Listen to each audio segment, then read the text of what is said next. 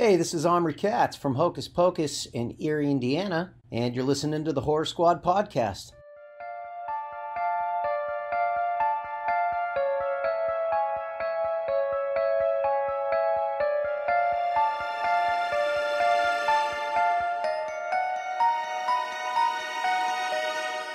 Hello, welcome back to the Horror Squad podcast. This is episode number 243.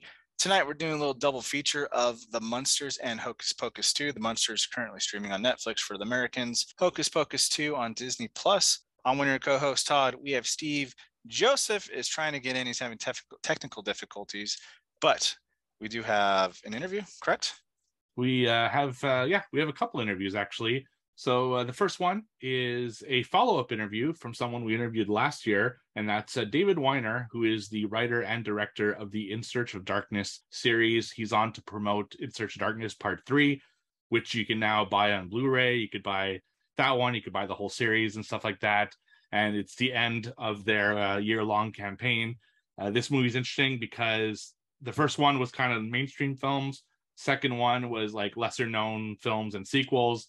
And this one is kind of the cleanup where he let people who backed the project pick which films would be featured in part 3. So another great interview with him. He's a very interesting guy. So check that out at the end of the episode. And we also have a very special interview with somebody that we've been hearing about for like a couple months now. So we finally pinned him down and got him to talk about what's going on. And that's Omri Katz from Hocus Pocus. So stay tuned for that. It's all at the end of the episode, and we're really looking forward to, you guys listening to that because they're very good.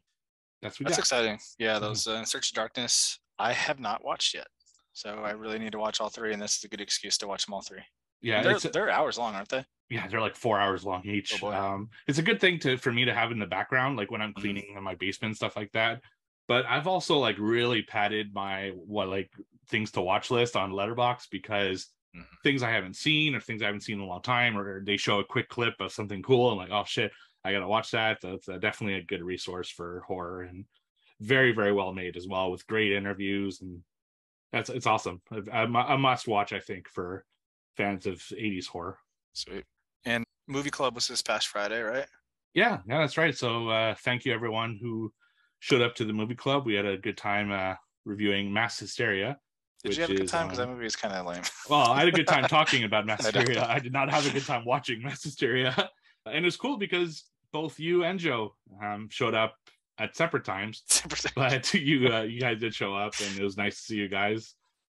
So yeah, it was good. And next month we're doing a Halloween, like spooky season theme. Ooh. And people are now sending in their nominees, and then we'll pick one and do it at the end of the month. Very cool. Mm-hmm. Hello, Joe. Joe's here. Hi, guys. How's everyone doing tonight? We're doing swell. How are you? Fantastic. Just fantastic. Had a little computer issues, but I'm good to go now. You ready to talk Munsters and Hocus Pocus a little later? Yes. I'm very excited. Very excited. You need to explain your high rating of Munsters later. Hey, no, don't spoil it. So usually we do questions at the top of the show, but like almost all the questions are Hocus Pocus and Munsters related. So what we're going to do, I think, is do it at the end of the show after we've reviewed both films, because a lot of people ask questions on both and it'd be confusing to go back and forth between different people. So we'll just put them all out after we do the two reviews this week and switch it up a little bit. So instead, I thought maybe we'd do some What Watched. So you guys been watching anything good lately? I watched Watcher. I think both you guys reviewed a couple episodes back. But this one's pretty basic plot where this lady moves across overseas to Romania with her husband, and she's a fish out of water, doesn't speak the language. He's starting a new job, so he's off at work all the time. They live in an apartment complex, and she sees across the way like a stark silhouette of a man staring at her. Doesn't move, doesn't wave. He waves eventually, but in the start, he just stands there and stares down at her. She starts freaking out. Hey, that guy's watching me. It escalates where now, someone's following her. She goes to the movie. Someone sits right behind her in a crowded theater, in an uncrowded theater. So that's weird. Grocery store. Someone's walking up behind her. Meanwhile, there's a serial killer on the loose. Could it be the guy across the street? Could it be her husband? I don't know. We'll find out. And I'll leave it at that. Overall, I liked it a lot. I felt it could have been a little bit fleshed out more with a couple side characters, maybe a little bit more of the serial killer stuff, but very well acted. It was a cool change of location being in Romania. And overall, I liked it. Not going to make my top 10, I don't think, because it's like a solid 7, but Watcher over on Shudder. And that's 2022. Sweet. Yeah, that's a good one. All right, my first one tonight is 2022 release, and it is A24's Bodies, Bodies, Bodies. After seeing the trailer for this one, I wasn't all too excited to see it, and then I had seen not so great things online about it, but I had seen some people say they loved it. So, and it was A24. So I was like, well, I got to check it out just because it's A24 and usually they do something interesting. So this one is about a group of, people in their 20s. They decide to have a hurricane party. And while they're at this hurricane party, they're drinking, having a good time. They decide to play a game called Bodies, Bodies, Bodies, where essentially the game is one person is the quote unquote killer and the rest of the people kind of hide around the house. It's tag essentially, and then they have to, once like one person is found dead, quote unquote dead, they have to, figure out who the killer was and whatnot. And that's how it starts. Well, while this game is being played, they end up finding a real dead body. And, the rest of the movie is them trying to figure out who the killer was. And that's basically the plot of this. This is, a horror comedy, I guess you would call it. I've seen some people argue that it's not a horror movie or something. I would say it is because, like, there's definitely enough there, I guess, to consider it a horror comedy. For me, though, like, the comedy didn't hit for me. I understand like there was like a whole social commentary behind it regarding, today's, toxic culture and whatnot. And, that part was kind of interesting. But to me, like the story was just like rather bland and it just never hooked me. Like even like when people like started turning up dead and stuff. And yeah, it just like I never felt like the tension really. I just never got hooked on the story. So it just kind of like felt like I was going through the motions while watching it. Yeah, although I was never really bored, but I was just never really engaged or super interested in the story either. So wasn't terrible, I will say that, but not something I would really ever care to revisit or anything. Damn, I was looking forward to that one. My first one this week is a 2022 film, which I watched on VOD, and that's Beast. So this one stars Idris Elba. He's a father, and he brings his 2 kids over to Africa to honor their late mother, who was his ex-wife. And it's basically a standard story where they go on a safari with Charlotte Copley, who most people would know from District 9, a very fantastic actor. And they notice that there are poachers in the savannah and stuff like that. And all of a sudden as they're like kind of looking at things around, looking at lions and looking at different things in Africa, there's a killer lion that starts attacking them. And that's basically the story. Like there isn't too much to it other than there's this really crazed lion that's going after them. The lion is pissed off because the poachers killed the rest of its group, and it's just basically trying to have revenge on any human that gets in its way. This story is like I said, it's a very simple creature feature. It's like anything we've seen before, but it's effective for what it is. Don't expect any surprises, don't expect anything too much out of it, and you'll have fun. I liked that it was a lion. I thought the CGI would bother me because I had seen the trailers in the theaters, and I was like, I don't know, that might not be great. But honestly, during the movie, it didn't bother me at all. I thought they did a really good job of it, and Idris Elba is just so good that it helped a lot with how good the movie was.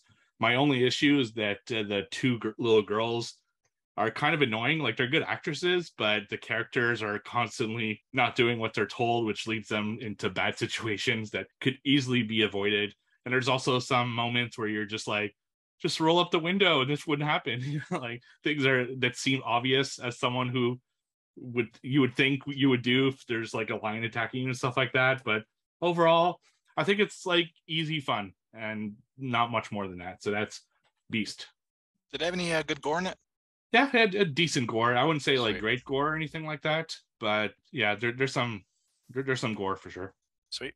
All right, my last one is going to be a 2014 psychological slasher kind of thingy called Bag Boy Lover Boy, currently over on Tubi. This one I've been wanting to watch for a long time, and unfortunately it wasn't that great. Maybe I just didn't understand it enough, but it was about and here's where I'm confused. Like, I don't know if the lead actor was mentally handicapped or if that was his character, because it felt very like they were taking advantage of this guy. Like, if it makes sense, like I felt like they took him and put him in the movie and just told him to do stuff, which is kind of like rubbed me the wrong way because it was very I don't know, just off-putting the way it was shot.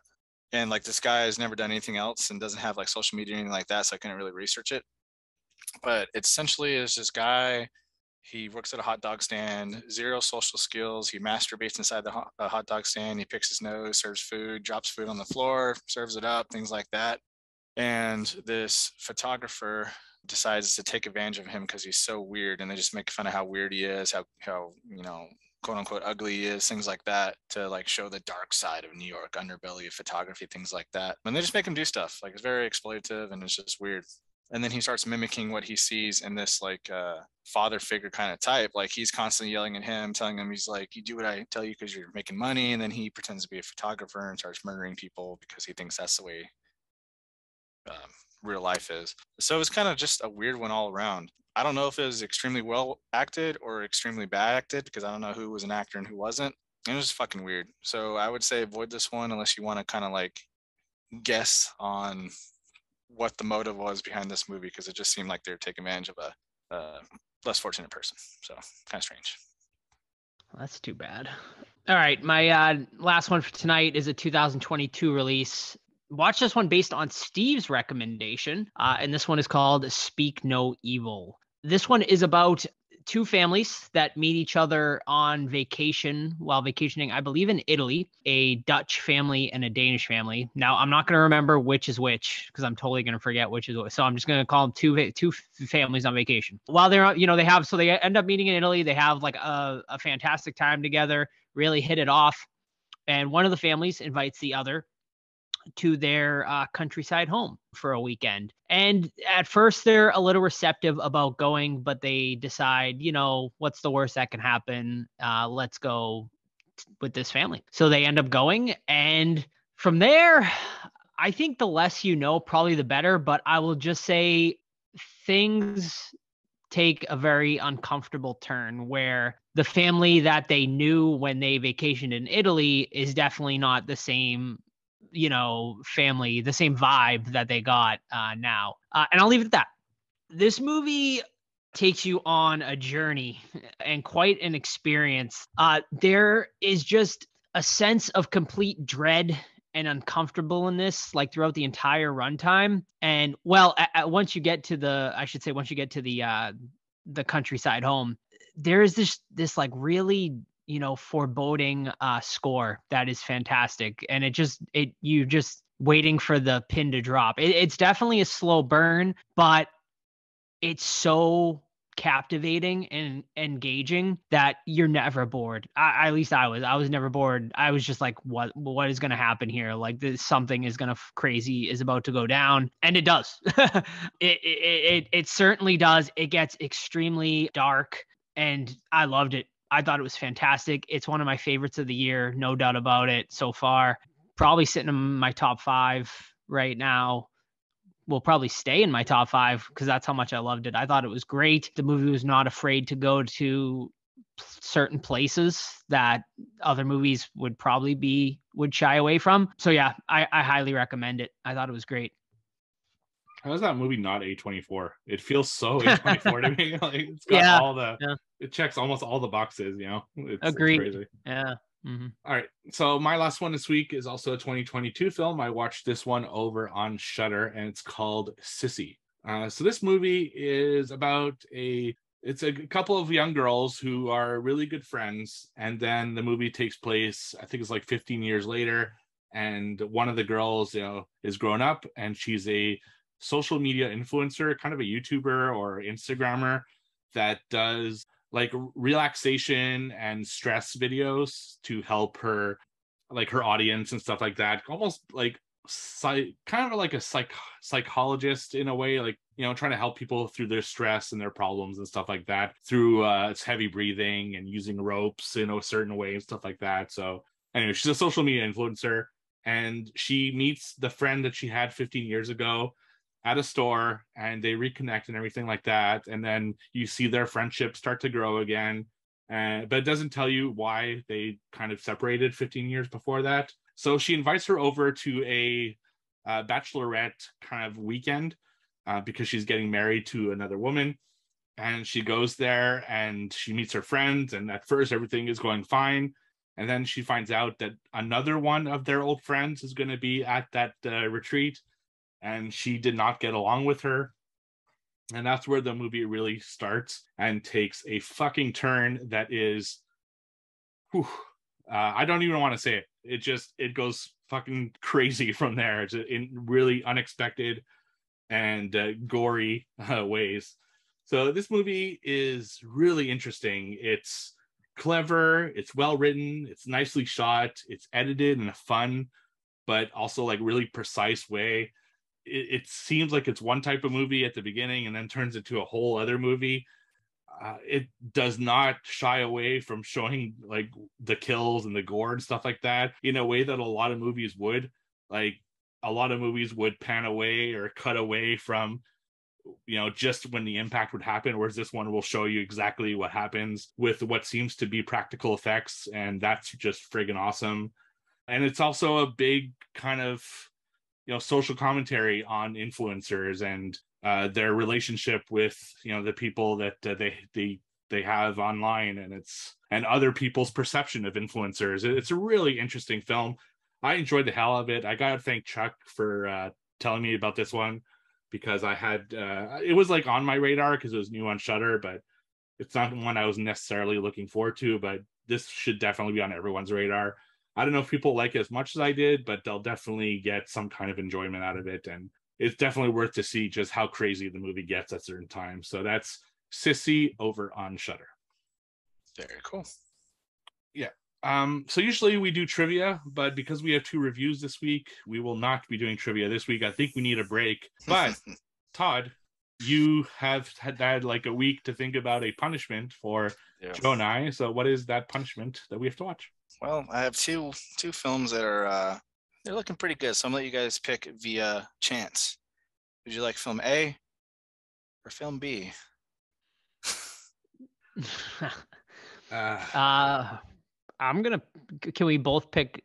What if we both pick different letters? Or do we have to watch the same movie? You can pick from both of these. How about that? I'll give you a choice. So I'm gonna go with right. movie number A. Is a little doozy called.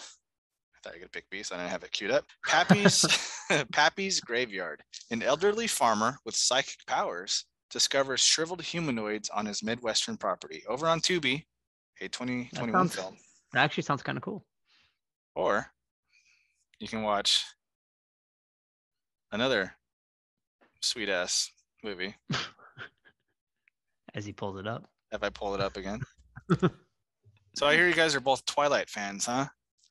What about a Twilight spoof film called Breaking Wind from 2012 over on Tubi, currently sitting on a strong 1.0 out of 5 on Letterboxd. So the choice is yours, Pappy's Graveyard or Breaking Wind. So I would much rather watch Pappy's Graveyard, but I feel like our listeners would probably rather us review Breaking Wind. I'm going to say I think we should leave it up to a Discord vote. I think we should let the Discord listeners pick. All right. That's fair enough. Very good. All right. We'll get those screenshots and we'll post them and see what they pick. Yeah, sounds good. Breaking Wind looks like a doozy, though. Oof. Jeez, dude. I can only imagine. It's like a low-budget, scary movie. Yep. It's got 1.0 out of 5 on Letterboxd. 1.0, yeah, and it's been reviewed. I think that ties my absolute worst rated film ever, because they show you that on Letterboxd as a stat in 2022, and I think that matches Titanic 2 or 3. I forget which one. Watched that. Or 666 or no, Titanic 2. Titanic 2 that it had the lowest one that I watched. Hey, Pappy's doesn't even have a rating because it only has 3 views. Oh, So that's right down my alley. yeah, that's one you probably watch for pleasure. You're free. I love being the first reviewer on things, or like in the first batch. So yeah. Trump versus Illuminati. Oh God, that was terrible. Yeah, so we'll let our Discord and watch the result, and then get back to everyone with our thoughts on whatever crap we end up watching. All right, you guys ready to go into the reviews? Thinking the Munsters first. Sure. Yes. All right. The Munsters, currently over on Netflix. If you're in the US, that's directed by Rob Zombie, 2022. Prepare for the strangest love story ever told. Herman and Lily's crazy courtship takes the Munsters on a hauntingly hilarious trip from Transylvania to Hollywood. Much anticipated, the Munsters, right? Been talking about it for 2 years, maybe. Stars all the alumni of Rob Zombie's latest work. You got Sherry Moon Zombie, love her or hate her. You know, I mostly like her, to be honest with you. I know she gets a lot of hate, but I think in Rejects and House of Corpse, she's really good. You got Jeff Daniel Phillips, who's an alumni. He's playing Herman Munster. You got Jorge Garcia of Lost fame, who I did not know was in here, playing Floop. Richard Brake's in there. Cassandra Peterson of Elvira, she's also in there for 10 minutes and stuff like that, and so on and so on. But essentially, we follow the Munsters earlier in their career, where Herman isn't even a thing yet. We got Richard Brake. He's going around town. He's grave robbing. He's trying to build a Frankenstein-type monster. And then we got Sherry Moon, who's going on blind dates with Nosferatus and things like that, trying to get hooked up by her dad, try to get her wed in Transylvania. Long story short, eventually Herman comes up because they fucked up. They wanted Richard Brake's character wanted to get the smartest man's corpse's brain, but dickhead servant got the comedian's brain. So he gets all these body parts that are good, except he gets the brain of an idiot. So he puts in Herman Munster, and then now instead of getting this brilliant scientist / pianist, things like that, he gets a failed comedian, and that's where we go. Eventually they hook up and they start dating, and quote unquote hilarity ensues. This is a rough one, so I'll kick it off to someone else. I'll go first because I think I'm more in line with you, Todd. So I went in with, obviously we've been talking about it a lot, and I did not think this would be good, but my opinion of it was so low that I thought it could really just surprise me from here. So I went in with an open mind, thinking I'm probably going to think this is better than what I've been expecting for the last 2 years. Now, there are some good things about it. I really liked Count Orlok at the beginning, who's Lily's first date. I thought he was a highlight of the film. I really liked that character, and I thought he belonged more on What We Do in the Shadows than in this world. And I actually liked all the monsters in Transylvania. I thought it was a really cool place that I wish I could visit. It just seemed like a really fun place to be in. Reminded me a kind of modern interpretation of Halloween Town. Just monsters walking around everywhere and stuff like that. And I really enjoy that. I thought the sets were fucking incredible. Just really, really cool sets. Very colorful as well. And I dug that. I thought that was really cool. Like I said, the way it was shot, I thought was good. I really liked the feeling of it. And as I described in my letterbox, and I have to give a shout out to horror fan Ryan, who I think is the one who said this on Twitter, and I kind of just copied it on Letterboxd because I thought it was really interesting and very true. This is the type of movie I could see myself putting on in the background of a Halloween party, because it's a really fun film. It's very colorful, and I think it brings up the ambiance and stuff like that. But the second that you turn that fucking sound on is where it loses me completely. I thought the story was really dull. Not much actually goes on. I thought the dialogue was absolutely horrendous. I barely laughed at all during this whole thing. So hilarity ensues. I don't know where the hell it was, but I certainly didn't think it was funny. And for the most part, I thought the acting was atrocious. I did like Grandpa Munster, or the Count as he's referred to in this movie. I liked that acting from Daniel Roebuck. But Lily and Herman, I just could not get behind them at all. I thought they were just awful. Lily, her hands kept moving the whole movie, and I just put your hands down. Let's tone it down a little bit there, Sherry Moon. And the rest was just bad. I was so bored. At one point, I flicked up my remote control on my Xbox, like, okay, this got to be almost over. And there's like 50 minutes left. I'm like, holy fuck, 50 minutes left of this? It's so long. It's only an hour, like 45, I think, but it felt super long. So yeah, in the end, it looked cool, but I did not enjoy it whatsoever. Yeah, I'll save the best for last with Joe there. Yeah, colorful. It was really colorful. I think black and white would have been really cool to watch this movie in. It sucks that he didn't get the go-ahead or permission or whatever it was for that. The monster makeup, for the most part, was pretty cool looking. I actually liked Richard Brake's performance. I thought he did pretty well. Some of the stuff he did was over the top, but I know that's what he was going for. So I like Richard Brake in it, and usually I'm kind of hit or miss with him.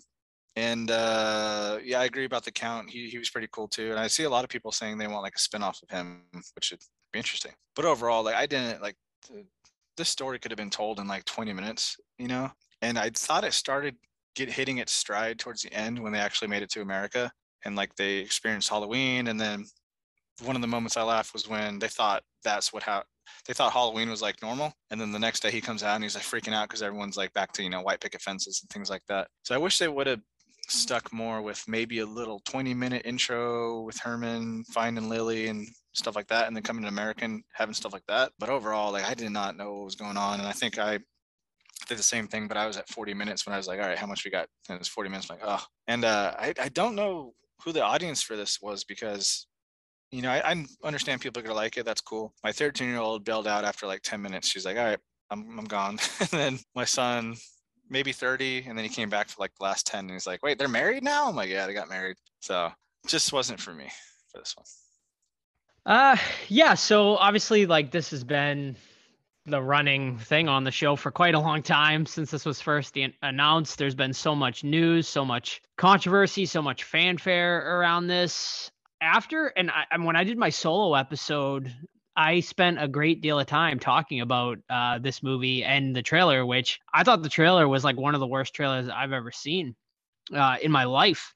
So I was fully expecting to hate this. I went in with the lowest of low expectations. And, you know, maybe it's because I went in with such low expectations that I came out being like, you know, that movie was kind of fun, like at times, you know, and I didn't hate it. Like I thought it was very watchable. Now I agree with all of your criticisms. Like, do I think it was way too long? Absolutely. Was the acting bad? Absolutely. But at the same time, I think it had a charm to it. Like, you know, like I feel like it was intentionally bad in a lot of ways, you know. I think it was intentionally supposed to be hammy, goofy, dumb. And to me, like it worked. Like did I think it was like overly funny or anything like that? No, but I don't know. Like I just absolutely loved the vibe of the movie. Like the colors were fantastic. The set designs were amazing. And like, I actually was going to say this too, when Steve stole it, but I felt like this was like an adult version of Halloween Town at times, like while watching it, especially in Transylvania. And that like totally got me happy in the spooky mood. Now, it might have also helped that we watched this in October, because had I watched this in the summertime and I wasn't like in feeling the Halloween mood, it might not have hit the same, but it just really put me into the seasonal mood. And yeah, I mean, I could definitely see this like being watched like around Halloween time. Maybe not every year, but I could definitely see it being added to my, Halloween rotation when I want to get in the mood. Because yeah, I mean, Todd, you had mentioned about going to black and white, which I think is an interesting idea. But honestly, the colors were like one of my favorite parts of this entire movie. So, I understand going to black and white, obviously, because the original Munsters was in black and white. But man, I fucking loved what he did with the colors. And for a movie, which I don't know what his budget was, but I know he really... $8 million? Okay. Because I know he really fought back, because there was like a rumor out there that it was like 40 million or something like that. And he was like, no, hell no. He's like, it was nowhere close to that. But, I know they filmed this in, I believe, Budapest, and they used whatever they used there. They used the set designs just masterfully, I thought, honestly. Like, I think this is better than some of the other stuff Zombie has put out lately. And people are going to some people might think I'm crazy for that, but I really do. I thought Daniel Roebuck stole the show as Grandpa Munster. I definitely think he was the strongest performance out of everyone. Lily and Herman, they were fine to me. Like, I didn't think they were terrible, like they were, they had their moments. Like, I don't know. Like, you guys probably both thought this part was terrible, but when they sang fucking "I Got You, Babe," Sonny and Cher, I actually thought that was fantastic. So it just had a trauma vibe going to me, just like a really low budget trauma thing, and I dug it. Like, it wasn't like fantastic or anything like that. Don't get me wrong. It was still like not a good movie, but it like was a good bad movie, if you know what I mean. So I'm definitely gonna be the most so positive. Bad you liked it. Exactly. So bad it's good. So bad it's good. Yeah. Well, this will be a one and done for me. I don't see myself ever watching this one again. Let me hear your guys' best Lily Munster impersonation. I don't have it. Come on. Yeah, you do. I can't even, like, oh God, I don't even want to think of her performance again. Oh, come on, Sherman. She was definitely the weakest. I would say Herman was stronger than her, honestly. I concur. Yeah, and I thought he was going to be the worst part about it. And I thought he's good. And I guess I really did love when they finally made it to Hollywood. Like, I thought that whole segment was great. Like, I love when Herman, they get there the day of Halloween and they think it's like the best thing ever. And so I thought that was all great. Like, and I did get a smile and a chuckle out of that. And then, like, when he comes out of the house the next day and it's November 1st and, he's like, it's awful out there. It's terrible. I thought that like brought back, and I'm not like a Munsters fanboy, like, at all. Like, I've watched, some episodes and stuff like that, but I felt like that whole segment kind of captured some part of the original Munsters. And I thought Uncle Gilbert was great, even though in that short segment, but then watching Creature from the Black Lagoon together, I got like a smile out of that and stuff. So I think there's, there were some moments for me for sure. I just thought the humor was too juvenile and too over the top, and it's just too forced. I couldn't, like, some of the jokes were just too much for me to, like, the whole scene in France was just like, I was cringing so much watching that entire sequence that I just kept thinking about that. Like, oh my God, this movie, I'm not going to make it through this whole fucking thing. It was just bad. I did like the costumes, but did you guys notice how bad the creature looked? The creature from the Black Lagoon looked like, it looked like a cheap Halloween costume. And it was kind of weird. Like, some of them looked really good and some of them didn't look as good. Now, this could be a budget reason. $8 million is not a lot to do a feature film like this. It's just so hit and miss for me. And it really comes down to the performances and the story, which I thought was boring. Like you guys said, this could have been an episode. This could have been a 20-minute episode, and they could have gotten to the same thing. And maybe it should have been. Maybe this should have been a limited series on Netflix or something, like a 6-part limited series. Maybe I would have enjoyed it more if it were in 20-minute chunks. I also agree with Joe. I think black and white would have taken away another thing that I liked about the movie. So I think I would have enjoyed it even less had it not been so colorful. So I agree with that. Now, I think it should be an option on like the Blu-ray, like kind of like what Mad Max did. And I forget which other films have done it. And there's a few films that have done it over the years that you have like a, black and white or chrome look to it. So I think that's something that they should do. But I just couldn't with this. Yeah, Zombie wanted it in black and white, and Universal said no. So you guys would have liked it significantly less if he had his way.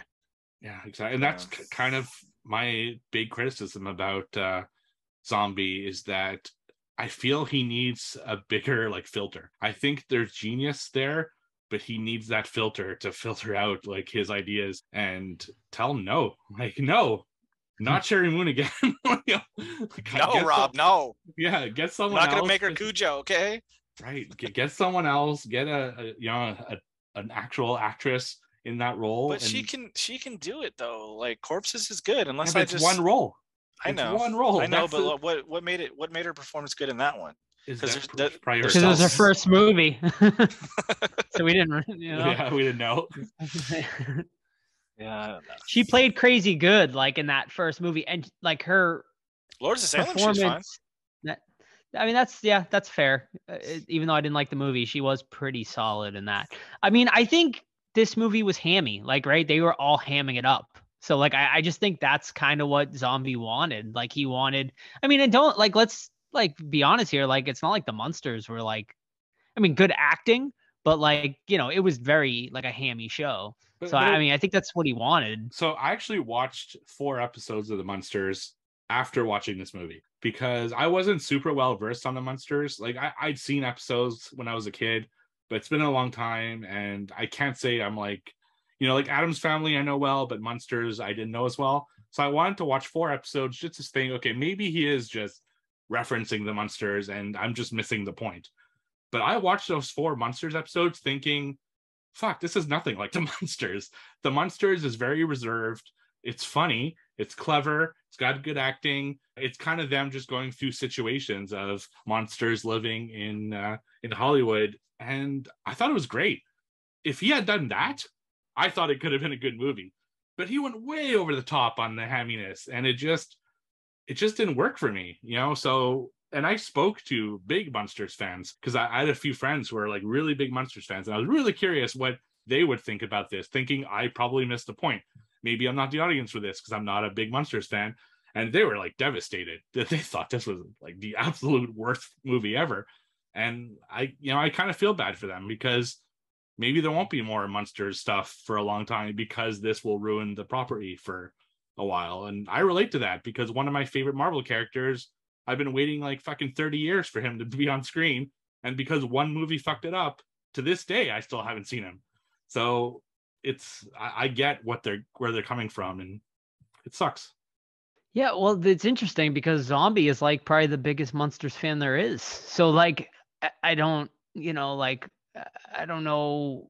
It's weird because like he's the biggest Munsters fans, but like other Munsters fans are so disappointed by it. It's definitely like an interesting thing, and it's, you know, yeah, I don't that's really interesting. And then like I thought Butch Patrick was supposed to be in this, but I didn't see him. Did they cut his role? I suppose. Maybe it was a really quick cameo or his under makeup. I didn't see right? him. Yeah, right. Maybe. I don't know. I didn't see him. The Tin Can Man. Oh, okay. Yeah, so. That's the one that marries Herman and Lily. Right. Oh. So there you go. Yeah. All right. You never would have known. No. Exactly. Yeah. How would you guys have felt if this was like a, you know, hard rated R and it had the Halloween remake, like the talking scenes, like cocksucker, motherfucker, See, like every other minute. I think that could have been awesome. Yeah, Right? I think the opposite. I think you need to be somewhere in the middle, right? You can't go too far into like extreme. You can't go too far into hamminess. You need somewhere in the middle. I think that was the problem. I mean, I would like to see it, but as a Munsters fan, I could see that being a disservice to their fans. So, Yeah. Do you at least appreciate Zombie as a filmmaker that he kind of did something different here though? Because like he's done nothing but rated R hardcore horror movies, and then he went way left here and made this a family friendly PG movie. You know? Yeah. I mean, ultimately, it's his story to tell, right? It's his. I mean, not his property, but you know what I mean. It's his Right. movie, his story. He wrote it and all that crap. So hats off to him, man. He's still getting money, and it's not weird is the wrong word, but I think his last 2 were crowdfunded, right? 3 from Hell and 31. So it's kind of, I'm disappointed too because I was looking for him to get back on his game, like, you know, get $10 million budget from Universal. Cool, maybe he'll make another bigger property horror movie, and then it maybe doesn't seem like that's gonna be the case with this one because it's pretty bad. Well, if you don't listen to the critics and stuff like that. Well, I mean, let's be honest. us. Most people are hating this, and even though like I thought it was okay, like I can fully acknowledge that. I don't blame you guys for absolutely hating this because it's definitely not like a great movie. Like I said, it's very like trauma-ish. So you know, it's like, and I'm interested to see, I guess, what Zombie does next. I would honestly be okay with a sequel. Like if he went and made a second Munsters movie, I think it could be better because now that they're in Hollywood and stuff, and like I said, I think that was, and I think you guys would probably agree with me that was probably the best part of the movie once they got to Hollywood. Absolutely. So could it be better? Yes. Is it going to be like anything great? Probably not. But I mean, it could be more fun, I guess. Yeah, make a TV show, man. Yeah, make a limited series. You know, 6 episodes on Netflix. That's it. That's all we need. I thought it was the second best part of the movie because I still think the Count Orlok stuff was my favorite. That's pretty much the most enjoyment I got out of this was the Come first. on, he's like dancing in one scene. Yeah, I know. It was ridiculous. It made that's really the only time I laughed throughout the whole film. So it's and just one thing about people liking it and not liking it, it's okay either way, right? If you love it, that's amazing. If you don't love it, fine. That's you don't. But I saw so much discourse on this on Twitter and other social media. Like, don't hate people if they love it, because good for them. Like, I'm happy for them. They loved it. But all people who loved it, don't hate on people who hated it. They're allowed. It's not like they didn't get it or anything. It's weird. There's this weird thing where people get on their soapbox like, well, you didn't like it, so you obviously didn't get it, or this is not for you, or that's not how movies work. You just love it or hate it. Just be cool with everyone, and that's fine. That's just the way it is. And it's weird. Like, people get so fucking defensive, especially with like certain directors, and Zombie is one of them. Oh yeah. I just like let people feel the way they feel about movies, and that's just the way it is. So there's just as much discourse on our next movie too, because I'm in a lot. I've joined a lot of Hocus Pocus groups lately because of our Omri Katz event, and my goodness, there's some strong opinions about Hocus Pocus 2, and I'm excited to talk about that one next with you guys. All right, so let's rate this one, and then I'm at a 4 out of 10 out of this one. Yeah, and I'll go next. I'm also a 4 out of 10. I thought it was colorful and fun to look at, but not so much to listen to. So, and for the record, I think Sherry Moon is hot in this. Oh yeah, she Yeah, she looks great. She's beautiful. Yeah. Mm-hmm. Yeah, she looks great. Yeah, we're not as far away as you guys think. I give it a 6 out of 10. Like I thought it was fun. I had fun with it. It's not none great, but it was something that I found very watchable, and it exceeded my expectations. So. Yep. And well said, Steve. On if you like it, you like it. If you don't, you don't. Who cares? Get over it. Hocus Pocus 2, 2022. Well, that rhymes. Disney Plus. Okay. Back and more glorious than ever. However, I think that the tagline is the best one is "We're back, witches." So I'm going to go pretend that one's that one. It's been 29 years since someone lit the black flame candle and resurrected the 17th century sisters, and they're looking for revenge. Now it is up to 3 high school students to stop the ravenous witches from wreaking a new kind of havoc on Salem before dawn on All Hallows Eve. Okay, so we start off the story with a young Sanderson sisters back in the Salem witch trial, whatever kind of days, that era, and we learn that the old mean townsfolk are trying to make Winifred marry some dude, and then long story short, they're like, we're going to take your sisters away from you because you're fucking weird, and we're going to get rid of you, blah, blah, blah. So the Winifred sisters run off into the Forbidden Woods. I forget if that's what it's called or not, but the Forbidden Woods.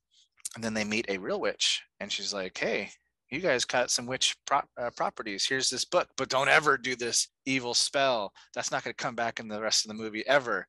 I'm warning you, do not do this spell. And then she bones out and turns into a fucking crow or something. And then flash forward, we're in present day, and we are with our new cast of characters, one of which is Becca, played by Whitney Peak, and her friend Miss Izzy, played by Belissa Escobedo, and her friend Cassie, who is the odd woman out now because she's, she's dating the football player. The other girls are a little bit nerdy, so they're kind of left out. And the pretty girl dating a football player, whatever, is like, I want to be friends with you guys still, but I also have this boyfriend that's an idiot. Can we hang out? And it's like that little relationship drama. There's this gentleman called the Great Gilbert, I think his name is. He's a magician kind of thing. He owns a magic shop in that was the old Sanderson sister house, right? That he occupied. Okay. He owns like a magician shop there. Something's going on with him. Meanwhile, one of the girls' dads is the mayor of the town, and he dates back all the way to Salem, who happens to be the same mayor that was going to banish the Winifred sisters. So there's a little connection there. And we'll leave it at that. We have our new girls that are going to take on the witches because they get summoned back to reality, and they have one more night to get it done. Otherwise, they're banished again. We had a Hocus Pocus theme party where my wife made a bunch of theme stuff, which was really fun. Sat down with the kids. We all watched it because Hocus Pocus 1 is a staple in our household. It's a great movie, obviously. And this one overall, I really enjoyed it. It does have some cringy moments that, didn't really sit well with me. But overall, I thought it was well acted by the new girls. Of course, the sisters were fucking spot on. Like, couldn't even tell that there was 29 years past. I mean, their performances were awesome. The town looked great. Yeah, I'll leave it at that. Overall, it was a positive experience for me. I have a lot to say about this movie, but I was super excited. I think obviously with the excitement of our Omri event coming up and whatnot, and just, Hocus Pocus was just a massive part of my childhood, and all the buzz around town, obviously being in Salem and whatnot, there was a lot of excitement and whatnot. So we sat down, watched it at home. And overall, I thought it was a fun movie. It was a good time. I will say, it's tough to capture that same magic from that first movie, and it certainly does not capture the same magic from the first movie. I have a lot of issues with it, but at the end of the day, it brought a smile to my face. It made me feel like a kid again. Seeing the sisters back on screen after 30 years was just an absolute treat. So yeah, overall, I thought it was fun, but I have a lot of problems, and we can talk about that after Steve. Yeah, I'm kind of in the same vein as you guys. I really love the first one. I have a whole room dedicated to it in my house, one of my spare rooms. I was looking forward to it anyway because it's been so long. This was super overdue for a sequel. And right away, as the movie starts, they go with a spooky Disney logo, which I thought was really cool. I don't think I've ever seen that where Disney put their castle like in a spooky kind of atmosphere. And I thought, okay, here we go. That's the horror Disney that's all of a sudden peeking its head in 2022. That's showing some love. And then with the young Sandersons, I thought that was really cool. So I'm like, you know what? This might not be as bad as I had expected it to be, because I didn't think this would be great, to be honest. When they didn't release it in theaters, I had low expectations as to what would come out, but I ended up enjoying it. Like you said, the Sanderson sisters really just brought it. It's like they didn't lose a beat at all. They look a little different, sure. I mean, it's been 29 years, but the way that they were acting, the way that they was like perfect. And I thought that wouldn't happen, honestly, because it's been so long. But I was pleasantly surprised with that. I laughed quite a few times as well in the movie. I love their kind of out of time things that they would go through, like going to Walgreens, and the jokes that they had with that. And I thought that was really funny. And I also liked the new characters. I thought the kids were pretty good. I thought the shop owner was good. And my favorite new character is the mayor. He was like Stanley on Pretzel Day, and it was awesome. And I really loved his love to try to get that one like candy apple thing, and he was so excited about, and that just brought joy to my face. Now, there are a lot of issues, and I'm looking forward to talking about those as well. But overall, I had a fun time watching this, and this, I think, will join Hocus Pocus as an annual watch. I'll watch both and make a night of it pretty much every year. So that's good. Yeah. One of the positives I had with it was usually with these like sequels / maybe like revamping, rekindles, whatever, is that they tend to do the same plot as the first one. Like, Star Wars Force Awakens, let's destroy the Death Star again, but this time it's a planet, you know what I mean? This one, like, while the beats are similar, they have a different goal in the spell book to do, which I thought was cool, all powerful thing. But then it felt like so rushed towards the end. Like, we're getting there, and then, oh wait, here's a twist. Oh, by the way, these are brand new films. They're gonna get spoiled, so don't listen to you haven't watched them yet. But like, yeah, you have to sacrifice your sisters, who's the one you love. Oh, never mind, turn it back, I'm good. And then she leaves. I'm like, oh, that was kind of a weird showdown. But yeah, let's leave it at that. So what are your guys' problems? Ooh, all right. Well, all right. So I thought the Sanderson sisters were good, but 2 out of the 3. I thought Bette Midler and Kathleen and Jimmy were both great. I did not like Sarah Jessica Parker in this movie, like, at all. I thought her performance was so different from that first movie, and I don't know. It just seemed like she was like phoning it in compared to the other two. And I've seen other people say she was like the best part of this movie. And I just I did not see it. Like, I really disliked her performance. She just did not seem like the same character from the first movie. Like, Bette Midler and Kathleen and Jimmy's characters seemed like they hadn't changed in the 30 years since that first movie. Whereas Sarah Jessica Parker almost seemed like a completely different witch in this one from the first movie. I don't know. What do you guys think? I think that might be age, because I feel like once you hit like, your late 30s, 40s, 30 years, yeah, it's a big difference, but you're going to be like somewhat similar. You weren't moving great at 40. You're probably not moving great at 70, whereas she went from like 20 to 50. And I think that's a big difference, so you can't expect her to have like the same type of movement as a 50-year-old than she did as a 20-year-old. So I think that's a lot of it. Now, personally, it didn't bother me. I thought all three of them were great, but I can see like, you know, the differences when I think about it. But to me, it just, I enjoyed seeing all three of them so much that it didn't matter to me. All right. My next issue, and this is more of just a local nitpick. There wasn't one scene showing one part of Salem. Like even when they're flying over Salem, quote unquote, that ain't Salem. Like, you know, and I would have at least like appreciated some maybe like just like any sort of shots of Salem, even if it doesn't involve anyone in the movie, you know, just kind of like background shots or something. But yeah, they completely neglected Salem in this. And it just, to me, the movie felt a lot smaller than the first movie. Like it just felt very contained, and like you could tell they were on sets. Like that Forbidden Wood, you could tell it was completely on a soundstage. Like, and the moon looked so fake. Like, I was just like, big ass moon, dude. Yeah, I was like, what's happening here? So like that just kind of like bummed me out, because I'm like, man, you're making Hocus Pocus 2 like one of the biggest like cult movies of all time, and I just felt like they didn't put the budget into it that it deserved, and I think it showed. I remember when didn't they? Maybe I'm thinking about the Adam Sandler Halloween movie from a couple years back that they did the sets in Salem that you went to. Hubie? Yeah, Hubie Halloween.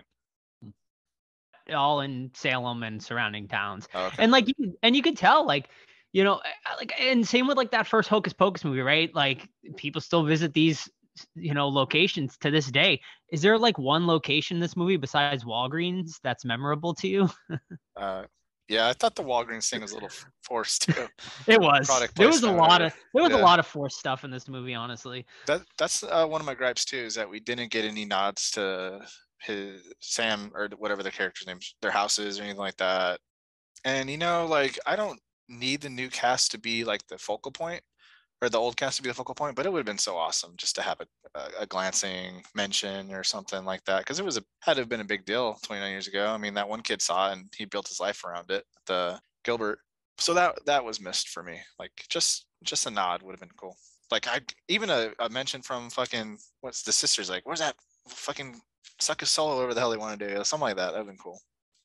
Yeah, I agree. Other than Binks, they really didn't mention anyone from the original, almost as if it didn't really happen. You know, like it's an afterthought. It was a really weird thing where they almost like go around it, like even in scenes that they almost needed to mention things that happened in the past, they completely like surrounded it somehow with some dialogue. Like it was odd, you know. And I wish, like you said, there's at least like cameos, even if it's a picture cameo, even if Max was like the mayor running against the other mayor, like just in a picture, you know, just some kind of acknowledgement that they exist in this world, so that there is possibility that they bring him back for the third one, right? I think they're gonna do a third one. That's where I think they're going with it. Third one with Max and. Yeah, but do you think they would have teased that in the after credits like thing, right? What do they tease? The cat doing something, right? Yeah, is the cat finding another candle? Well, a black flame candle. Yeah. Actually, one of my issues is that I thought it was a little too convenient the way that they brought him back. Like he just made another candle. I don't know. The book taught him. Yeah, but I don't know. It wasn't the greatest way to bring them back. I thought they could have done something more clever, but anyway, that was I guess a minor gripe I had. Yeah. The biggest issue I had that was like cringy was when the witches were first summoned and they immediately started a dance number. I was like, what are we doing? Like, I like I'll put a spell on you from the first one.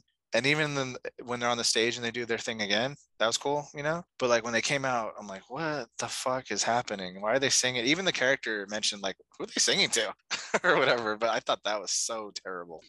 It was awful. Like I was like, what the I looked at Sarah and I was like, what the fuck is this? Like, I just don't like, the first movie was so good because like they appear and they look all dark and foreboding. And that's like a big part of this movie too, right? Like it's toned down, like, right. That first movie goes to some fucking dark places, man. I mean, they kill a child 5-10 minutes into the movie, and she's just sitting there dead, or corpse. And the whole plot of the movie is for them to kill the children of Salem. Whereas like in this one, it's really not about that so much. I mean, they like kind of talk about, eating children and stuff, but it just doesn't, and that's obviously, I think Disney, like a lot, like they've changed in 30 years, they're trying to make this more of a, I guess, family friendly and toning stuff down and whatnot. And we're honestly not the age group for this movie either. Obviously, I mean, we're 35 to 40-year-old men, this is more of a children's movie, but back in my day, bus drivers had sex with witches.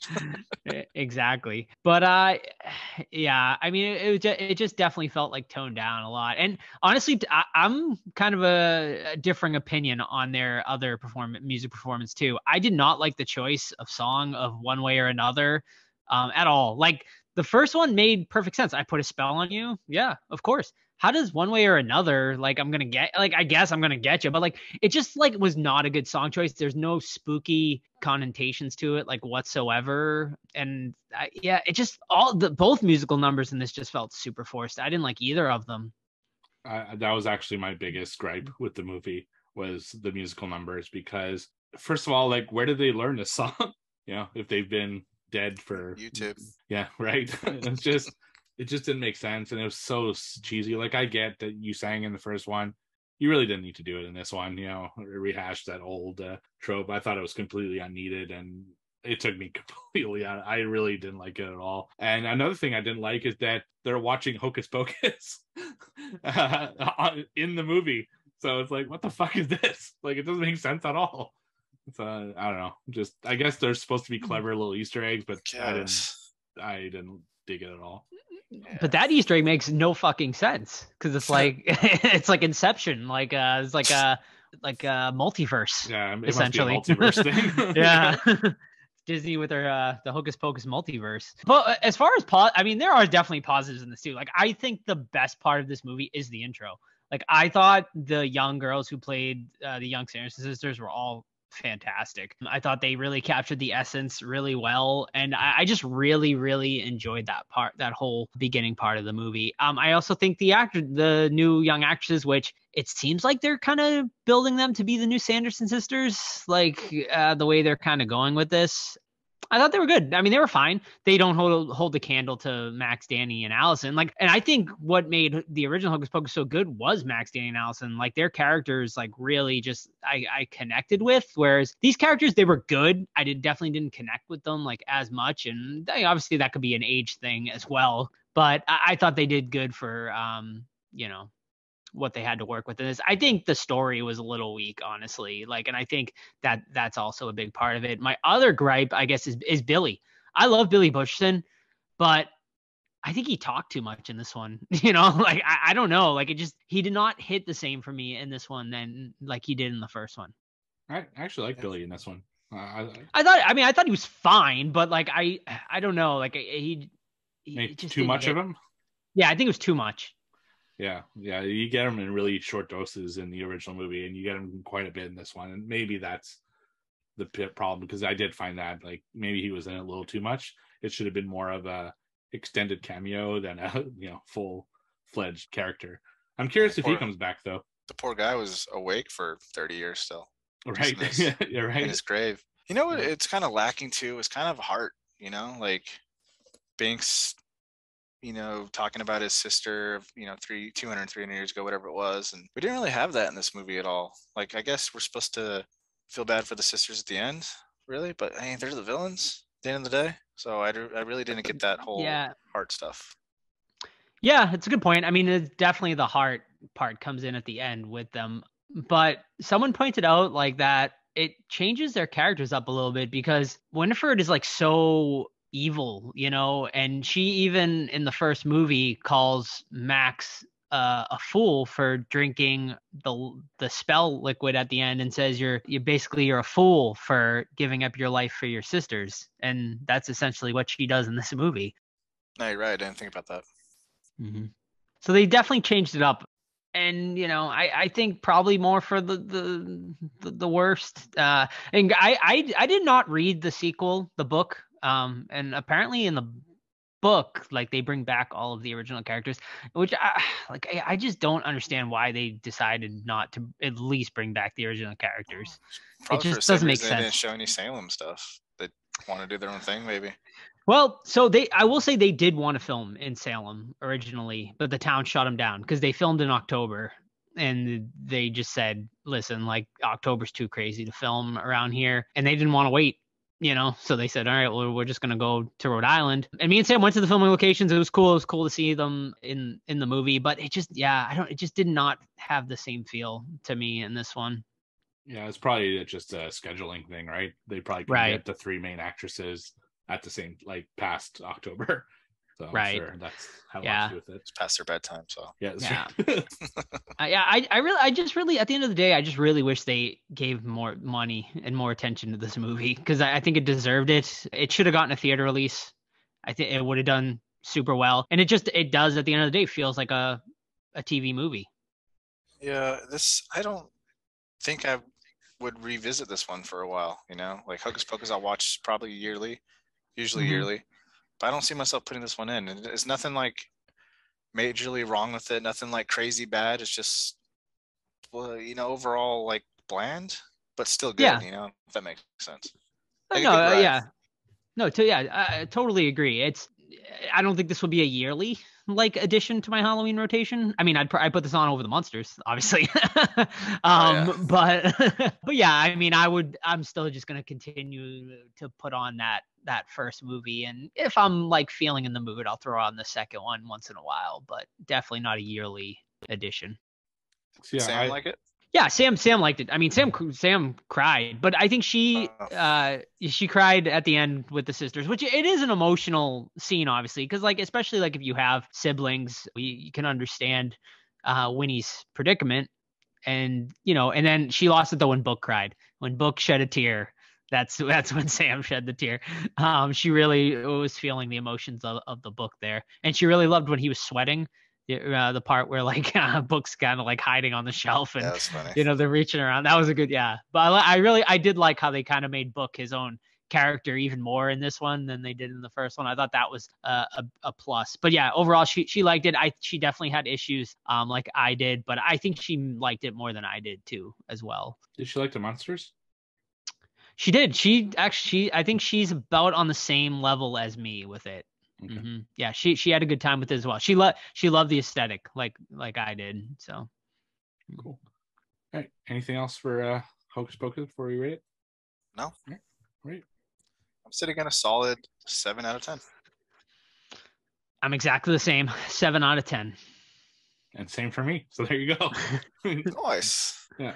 7 out of 10. We picked it a lot. I feel like we picked it apart more than the Munsters, but because it's a better film overall. It is exactly. Yeah. Mm-hmm. Oh, absolutely. It's just, I mean, it's got 30 years of memories tied into it. Exactly. So it's a nostalgia. Yeah, it's definitely the nostalgia of that first movie that really makes you want to get passionate about have the fucking picking it.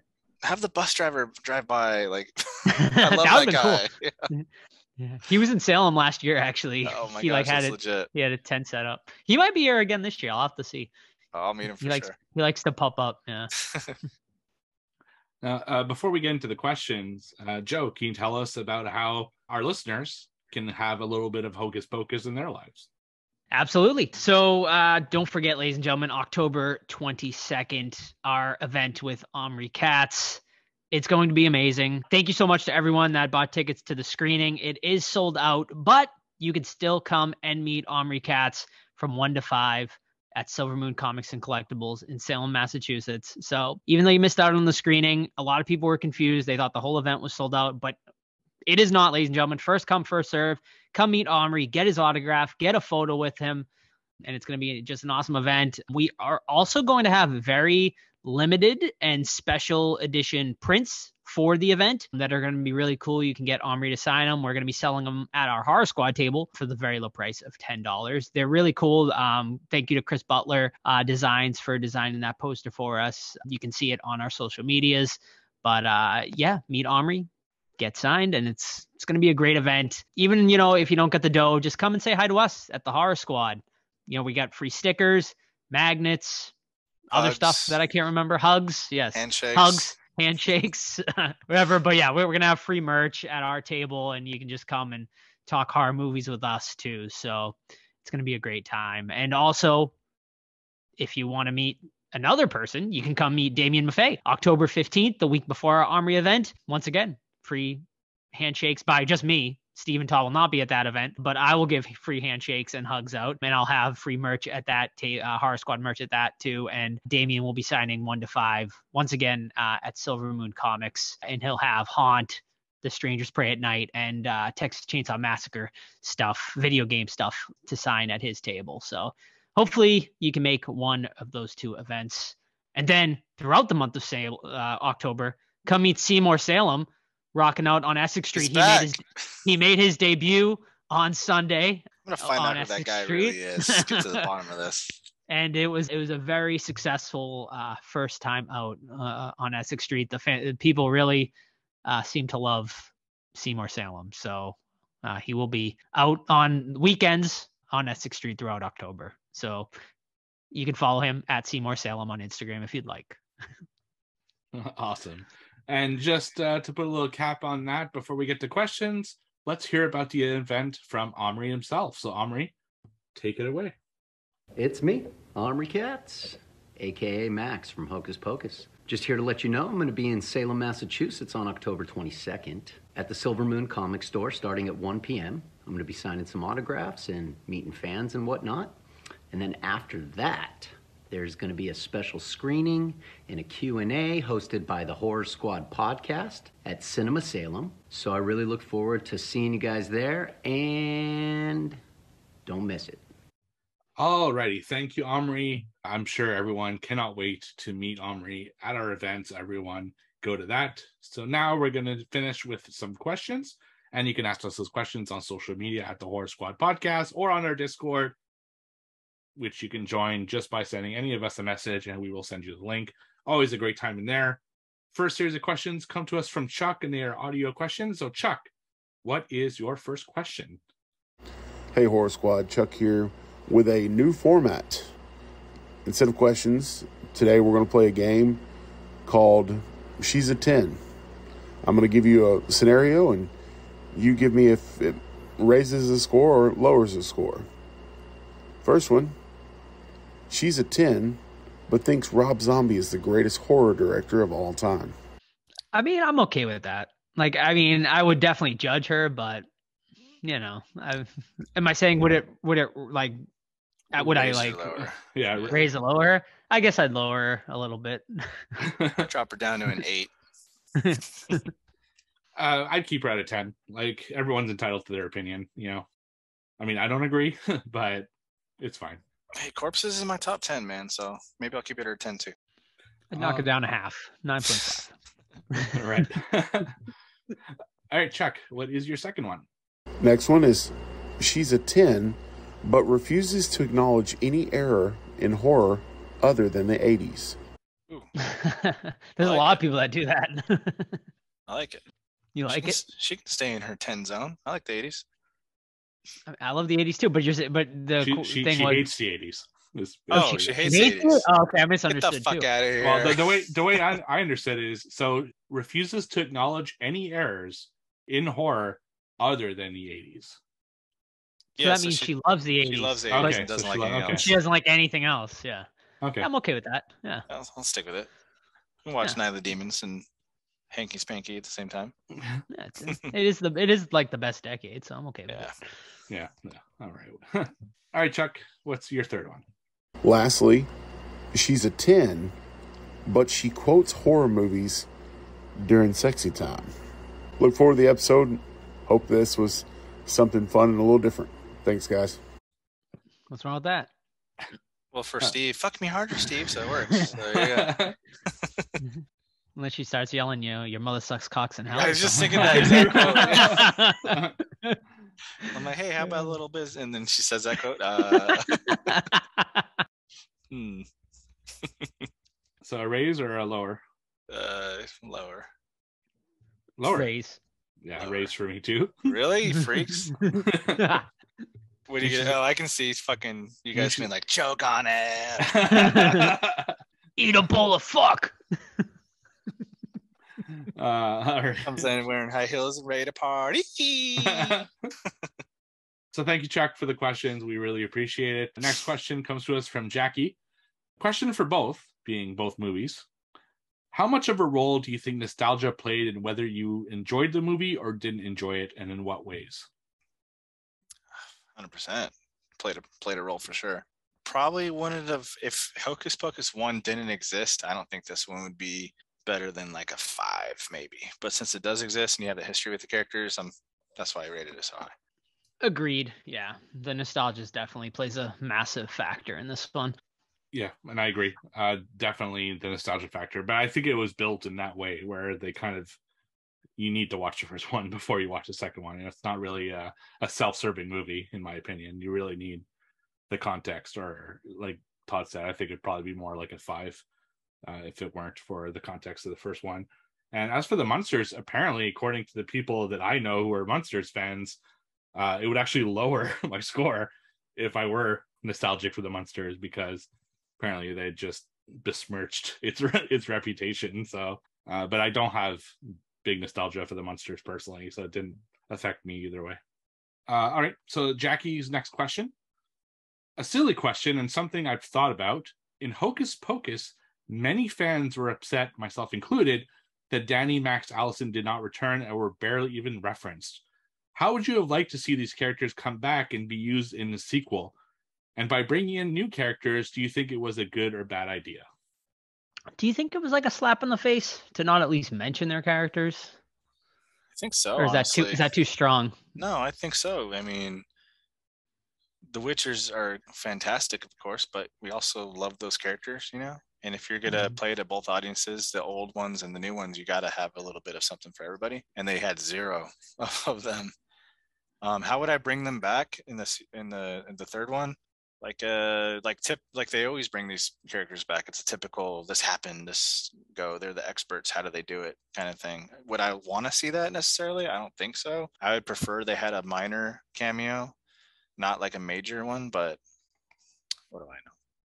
Yeah, and it's like, do they want to come back? Like, Omri Katz hasn't acted in like 30 years. So like, does he even want to come back and act? You know what I mean? But if they do all want to come back, absolutely, I'd love to see them back. I agree with Todd. I think it was the fact that they're not even like acknowledged like in this sequel is so bizarre that they just completely wrote them off, and they were such beloved characters. The fact that they don't even, their names aren't even uttered in the movie is really bizarre. But yeah, I mean, supposedly Danny was supposed to come back in this one, but she was supposed to play, from what I heard, she was supposed to play the principal. That was the rumor I heard, and which would have been great, like a great little cameo for her. But apparently, she was filming something else, I believe the Wednesday show or some other show, and she couldn't make it. So I hope they do, if they decide to make a third movie, which it seems for all intents and purposes that it is going to happen. Now, is it going to happen with the actual Sanderson sisters? I don't know. Well, yeah, and then here's another question to go off on a whole nother subject, but would a third Hocus Pocus movie work without the Sanderson sisters?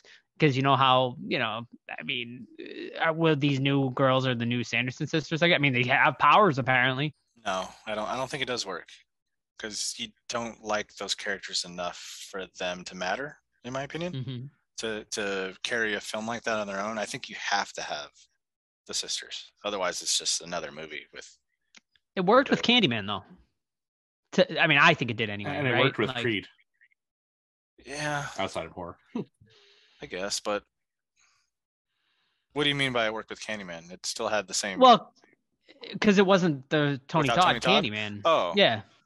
I mean, but it's like a similar actor, similar build, just minus the voice of Tony Todd. Plus, Tony Todd kind of came in at the end, right? He came in at the end, like it was only, a very short cameo. But I was just like, just for argument's sake. I mean, we didn't even touch on the girls having powers too. Do you guys like that angle that they had like actual powers, or one of them did anyway? That she was like an actual witch with powers. I mean, I guess if the Sanderson sisters have him, then other people should have him too, right? And I think they are setting him up for the future. I don't think it was a this movie thing. I think it's going to be built over a few films that they might replace Sanderson sisters or do something with those characters. I think it was just really the beginning for them. Yeah, I think they're gonna go a TV series route with those girls. So, I think so. what if spitballing here, they make these younger girls the bad characters, the Sandersons come back to defeat them with being summoned by the old original cast. How do you feel about that? I like it, but the Disney would never do it. No? All right. No. No, I actually think the witch from the early days is going to be the villain in the third one. I think that's what they're leading to. I think she was great too. I really liked her. She was. Mm-hmm. Yeah, so I think this is where it's all leading to, right? It's going to be the new 3 girls plus the Sanderson sisters, and hopefully plus the 3 team up OG cast. Yeah, even though like the originals are child murderers, but right, you can forgive it, I guess, for sake of the plot. But that is something that's weird about this movie, is that it's like making Return of the Jafar, and then they're like, "How'd you get into the lamp?" I don't know. Some guy put me in there.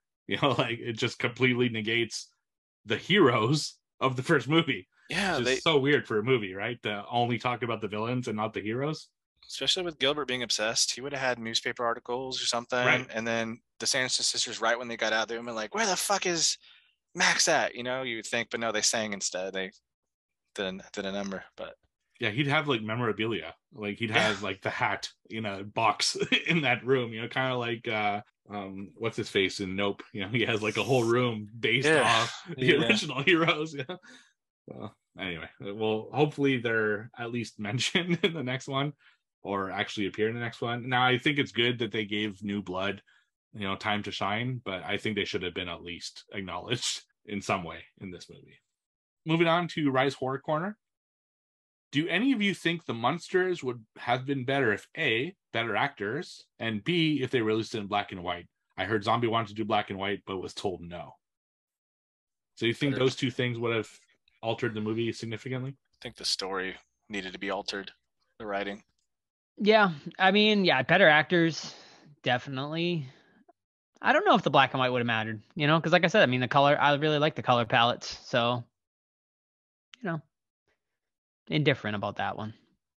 Yeah, I like we talked about before, I think the colors was a big part of it, but I also think good acting could have been better. If they had toned down those performances a little bit, I think my score could have gone up a little bit, but it still doesn't negate the fact that I thought the story was stupid and the jokes were stupid. So no actor would have really fixed that, and that's still a big problem. So there are deeper problems than the acting. So you're not going to get your Munsters Blu-ray signed? No, I don't. See, I don't get Blu-ray signings to begin with, though, because you put them in your movie shelf. Like I'm more of a poster type guy to get signed, but that's a whole other tangent.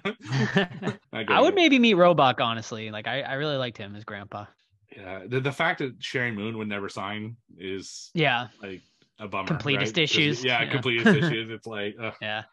But even if she did, that's not what I get her sign, right? So you can get her if you want to be persistent, because I know that a lot of people get Zombie like after concerts and stuff like that, and Sherry is usually around them, so that's usually how people get her. Right. All right, moving on here to Caleb.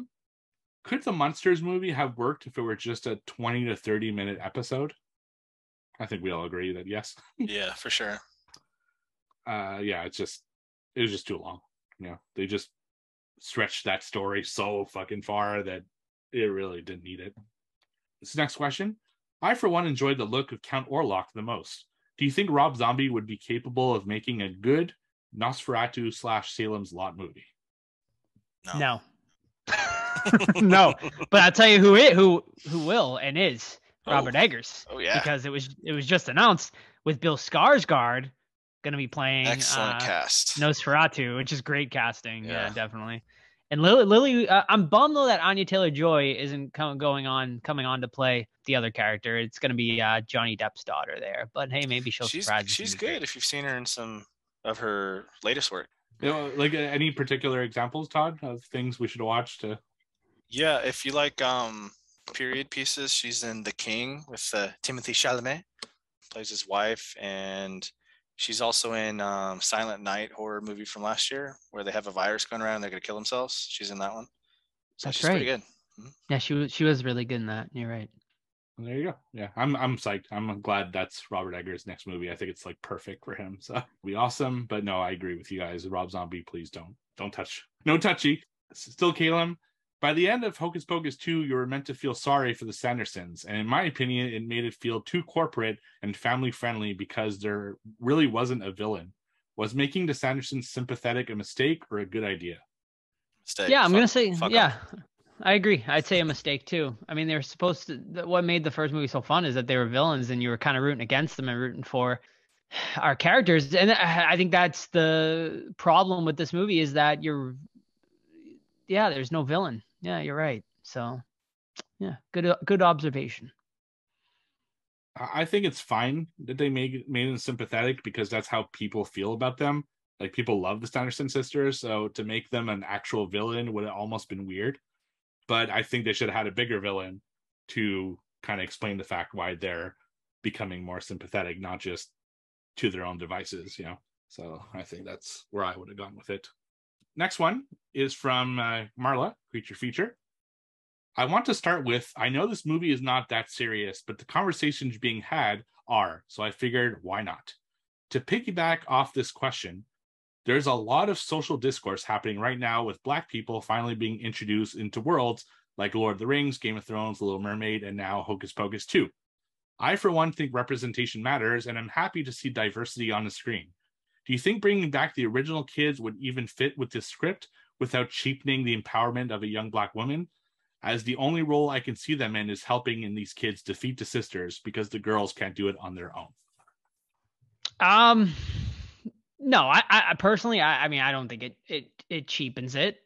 I mean, she still has her own arc, and bringing in these characters, like we said, we just said we just want them for cameos. You know what I mean? So I think just bringing these characters in for cameos would have been fine, and I don't think it would have cheapened, our lead character's arc, whatsoever.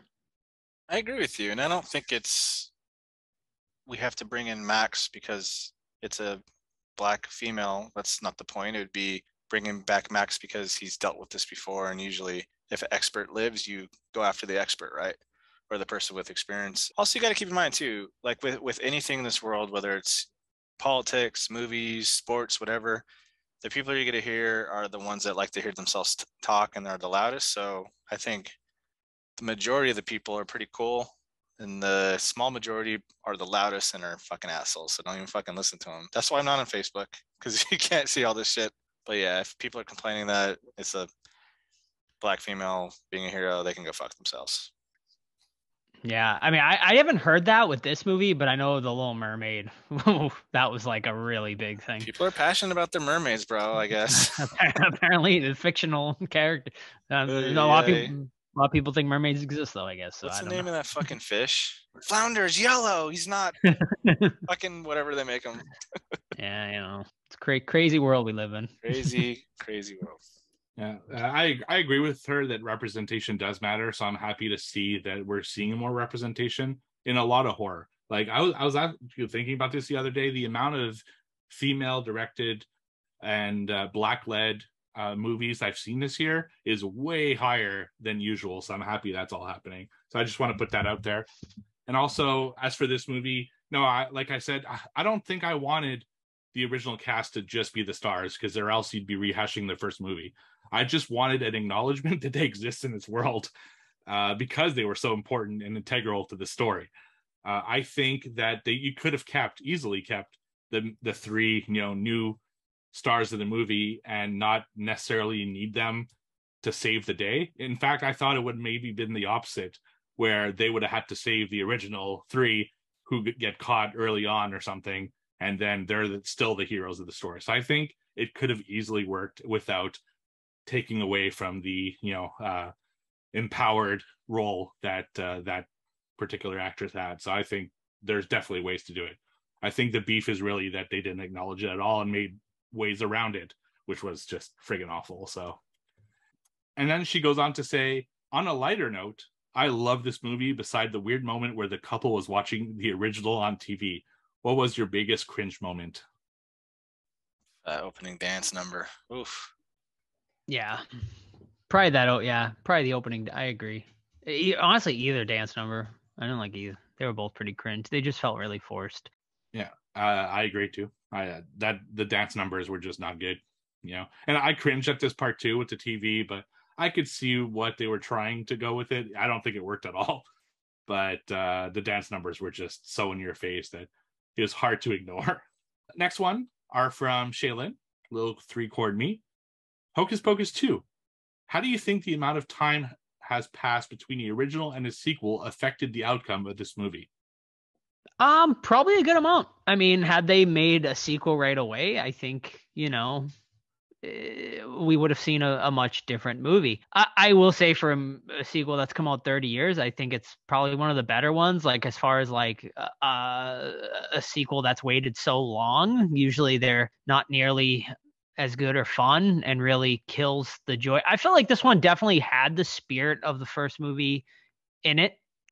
But like we said, I just feel like had you made it right away, you probably would have been able to bring back some of that original cast and whatnot. And I think some of our criticisms might have been a little less. I agree. And they should have brought back Ice. Ice was missed. Yeah, right. Well, for all we know, they're dead. They were still stuck in the cages at the end of the first They just movie, left them. So. See, that's something they should have just showed, just their bodies hanging in them. Their skeletons. Skeletons, yeah. Our next question, what movie do you think we would have seen if the sequel's made 5 or even 10 years after the original? Darker. Yeah, probably. Would it have cheapened the original to have the Sanderson systems come back so quickly, though? No, I mean, I think they dropped the ball not bringing them back. Like, well, granted, but to be real, from what I had read, the first movie didn't do very well. Like, yeah, it didn't. It came out in like July. They picked a really bad timing, and it really didn't catch on until probably 10 plus years later. So yeah, I don't even think a sequel was ever even thought about until Disney started seeing all the dollar signs rolling in within the last 5 to 10 years. All the Spirit Halloween sales are like, holy shit, right? We're still buying these pillows. I don't think a sequel is warranted at all. Leave it at the original. I enjoyed the sequel, sure, but the original is just great. All around. It closed fine and it ended on a nice note. Yeah, I think the recent ramp up of merch and appearances, like Mickey's Not So Scary Halloween Party had a Sanderson sister like show, and I think it was time, honestly, just because of the new hype. Right? It's there's a whole new generation of people who can make this their movie, and I think that's what they're banking on. So I think it's fine. I don't think it would have worked as well 5 to 10 years like after the original. I don't know. I don't think there was an appetite for it at the time, and I don't know what they could have done that wouldn't have just been a rehash of the first one. So I think it's good that we waited this long to see this movie. Yeah. Apparently, from what I read, Bette Midler was a big part of why this came back. Apparently, she called the studio like every year for the past like 5 years, being like, "Are we ready to do it? We ready to do it?" So I guess she was a big proponent, and she looked great. Like she's like 75 or something, like 76, and she still looked like identical. I feel like almost to like what she looked like 30 years ago. So kudos. Yeah, absolutely. And her final question: where does Rob Zombie go from here? I personally think he needs to make an original. I think he needs to do something completely on his own, no IPs, just go back to just doing a horror film and not all this crazy shit. It's yeah. Well, I mean, what was his last like original that wasn't a sequel? 31. Yeah, and that wasn't like awful, like right. Like I mean, I didn't love it, but it had its moments. I think he needs a studio to like filter it though. He needs a writer's room. That's what he needs. Yeah. That aren't his friends, like or his wife. Yeah.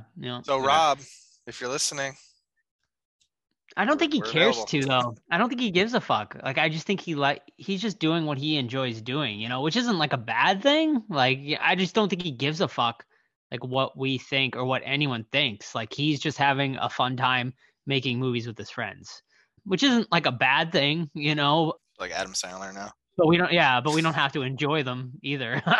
But yeah, I mean, I guess what would I like to see from Rob next? I tend to agree with Steve. I think just put something on paper, like write a script, something that's original, and hope for the best. Although, I don't know. I think the well has run dry on Rob Zombie. I don't think we're gonna get anything better than what we've already seen out of him. Yeah, I agree.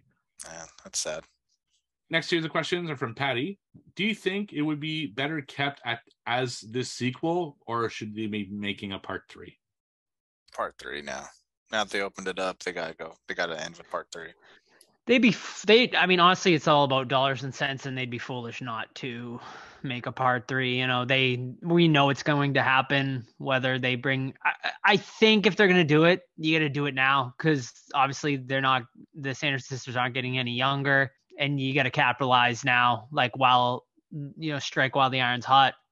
It just, when does it start to become, I guess, not a good idea, because this movie obviously had not great moments. And I guess, how far do you want to possibly tarnish this franchise is the concern. But I'll keep watching them if they keep churning them out, Yeah, absolutely. And we answered her next question if we thought the Munsters movie should be better, a shorter or longer movie. We all agreed that it should be shorter. But her final question, and I don't know if we're big enough fans to answer this, but which character was the most similar to the original series, in your opinion? Oh, I have no idea. I'm not well versed enough, so I can't even answer this. But like I said, Grandpa was my favorite, so that's all I can really say. I agree. From the 4 episodes I watched, he seemed to be the most in line. But even that, it was pretty different than how Al Lewis portrayed him. They were all pretty different. So, yeah, I think none is the real answer. But if I had to pick one out of 3, I'd probably say him. Was Lester a real character in the Not that show? I saw. Yeah. I wonder if he was or not, or if he was added as a new character for this. Maybe a guest star that they've had. I'm really not sure. Yeah. Mm-hmm. So thank you everyone for the questions. We could not do this segment without you. We really, really appreciate it. Big week next week. It's a movie that we've been anticipating for a very, very long time. Another one, 6 years, I think we've been anticipating this movie. And we have not 1, not 2, but 3 interviews for that episode. They just kept coming, and we just kept recording them, and they're all already done, and I'm really looking for to talk about it, and that's Terrifier 2. Oh my God, I completely forgot we're watching that. I was like, what are they talking about? Todd's on the edge of his seat, like, oh my God. Which one? Yeah, so Terrifier 2, which is out in theaters and on Screenbox exclusively for now, as of the day this episode is being released. So I think it's going to be a fun episode. I have a lot to say about Terrifier 2, so I'm really looking forward to discussing it next week. All right, folks. Well, that will wrap up this episode. Thank you so much for listening. We hope you enjoyed our reviews of Rob Zombie's The Munsters and Hocus Pocus 2. Don't forget next week, Terrifier 2, with 3 interviews, ladies and gentlemen, where we interviewed the director, Damien Leone, Art the Clown himself, David Howard Thornton, and our new star of Terrifier 2, Lauren Lavera. Great interviews, so you guys will definitely be in a treat next week. Also, don't forget to follow us on all of our social medias, Facebook, Twitter, and Instagram. Just follow the Horror Squad Podcast. You can always shoot us an email, thehorrorsquadpodcast@gmail.com.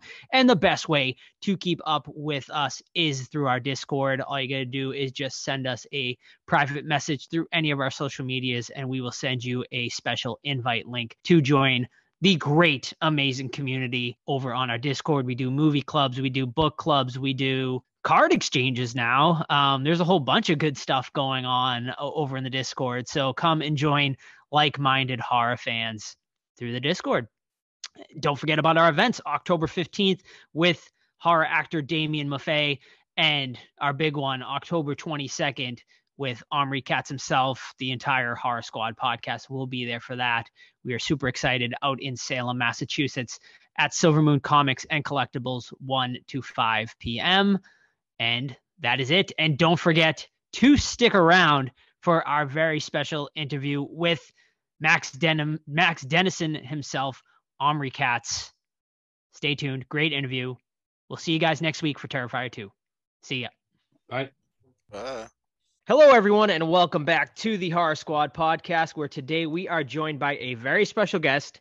He is known best to horror fans and our listeners for his roles of Marshall Teller in Erie, Indiana, and of course, Max Dennison in Hocus Pocus. And he will be joining us in Salem, Mass on October 22nd for our very special event.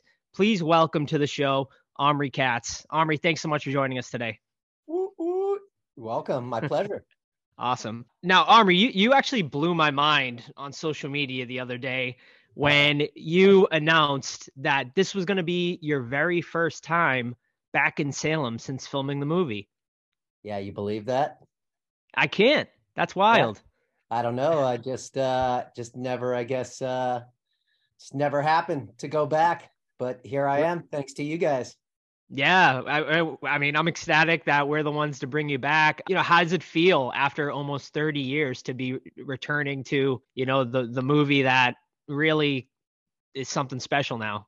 I'm excited. You know, I never really thought about it much until, you know, you guys hit me up and said, hey, what do you think about doing this and that? I was like, cool. And now that it's all like setting in, I'm like, sweet, this is going to be actually pretty fun. Like, get to see some of the old landmarks. Like, I don't remember much about it, you know. I mean, it's been 30 years, so it'll be interesting to see how it's grown.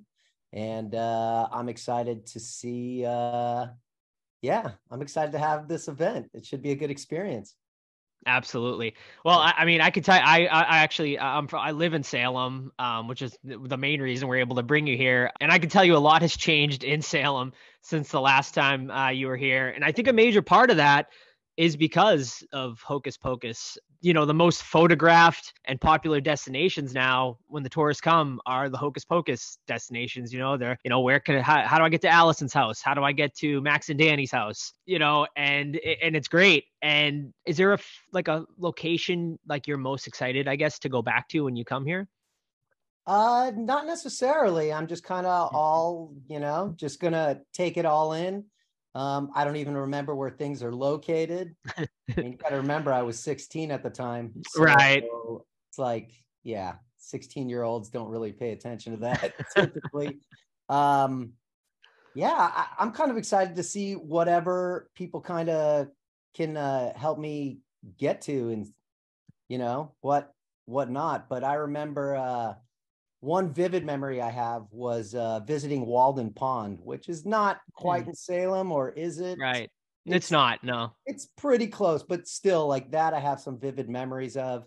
Everything else, it's like when you're, you know, in the hustle and bustle of filming, it's just like you're sometimes too busy or your mind is elsewhere to kind of focus on locations and where you're at any given time. So I'm kind of just an open book and ready to explore. So hopefully you guys take me around and show me some of the stuff that's going on there. Mm-hmm. Oh, definitely. I was just going to say, I get hit up a lot, like in the DMs, like and tagged a lot in IG about like, oh, here I am at this location. Here I am at that location. And I'm like, oh, that's cool. You know? And then I've heard also, the people at my house are just not always too thrilled about people jumping in front of their house, taking pictures and stuff. So. Well, interestingly enough, actually, it's the same couple that lived there when the movie was actually filmed. So it's an elderly couple. I want to say they're probably in their 80s, maybe early 90s now. But yeah, I mean, they're just like kind of old at this point. I think they're kind of over it, but you know, I mean, it's absolutely crazy, Omri. They have to close the street down in October at Max and Danny's house because of the amount of people that go down there. I mean, it's definitely one of the number one destinations in town. Landmark. Yeah, it is. It's become definitely a landmark. Probably, if you ask them, like, hey, do you guys have any regrets in life? They're like, yeah, we never rented this out to the Hocus Pocus crew. No, I gotta say though, like I've actually talked to the owner once, and she was like very welcoming and very nice about it. I just think like as the older they've gotten, the more kind of it's gotten a little tougher on them because unfortunately some tourists aren't as nice as others, and they're stepping onto their property and whatnot. So that's when the problems start to arise Right. for them. Get off my property, kid. Exactly. So the movie obviously has seen to gain more and more popularity every single year, and it shows really no signs of slowing down. Was there a point, I guess, of realization for you, and at what point did that happen when you were like, wow, this really blew up into something? Because I know when the movie first came out, it didn't do all that well. Released in July, which was like probably the biggest mistake Disney ever made. Why would you release a Halloween movie in July? And it kind of came and went at the time. And then, like all of a sudden it just blew up. So yeah, I mean, when was that, I guess, moment of realization when you realized, wow, like this became something very special? Well, just to clarify, as far as I know, Disney releasing it in July was for a couple reasons. I know Nightmare Before Christmas was coming out at the end. And what other movie? I don't remember. Another movie launched right then in the blockbuster summer time that was competitive that just overshadowed Hocus Pocus. So those are a couple reasons I've heard why it probably flopped. But yeah, July, not a good call. No, honestly, man, I don't think any of us cast members, at least for me, definitely had any anticipation regarding the future of this film. It was kind of like a job, and just thought it would be like, come and go, just like a lot of other things, and that's that. But, you got to give credit to the fans, because the fans are basically what built this up to be. And then, of course, with more easy access to media, given, obviously DVD, VHS, then playing it on TV all the time, and then of course internet streaming, it just changed the game. And watching it grow it's a trip, man. It's almost surreal. And now it's a trip. I don't even know. I wasn't expecting it, and yeah, it just constantly is growing and gaining popularity. And it's like, what the hell is going on here? So I guess it really just sits well with people. There's a lot of different aspects to the movie that I feel are, that touch people, especially like the human relations, like between me and Allison and me and Danny, and good versus bad. And even though it's like family friendly, and doesn't really have that like it has some sinister aspects, but it's typically a lot of people who talk to me about it are like, this was not just a part of my childhood, but just your relationships with the people in it and whatnot have really found a place in my heart, because they had similar situations, or they had little brothers, sisters, this or that. And it just it's interesting. It's a trip. It was a total flop, and here we are now. And I've been hitting up these conventions, and it's just like, I'm just shocked at the amount of people that are just coming to me and just thanking me. And I'm like, hey, I was just a small part of it, but I'm glad. I'll take the appreciation. Absolutely. I mean, it's funny too. You mentioned the dark and sinister moments in that, because us being a horror podcast, most people, horror fans might know Mick Garris actually wrote the original screenplay, which actually was Hocus Pocus was meant to be a horror movie. And which I thought was really cool. And I've actually sat in a Q&A with Mick, and he talked all about that. And I thought that was like so interesting. And I just can't even imagine what a Hocus Pocus horror movie would have been like, but I would have loved to have seen it.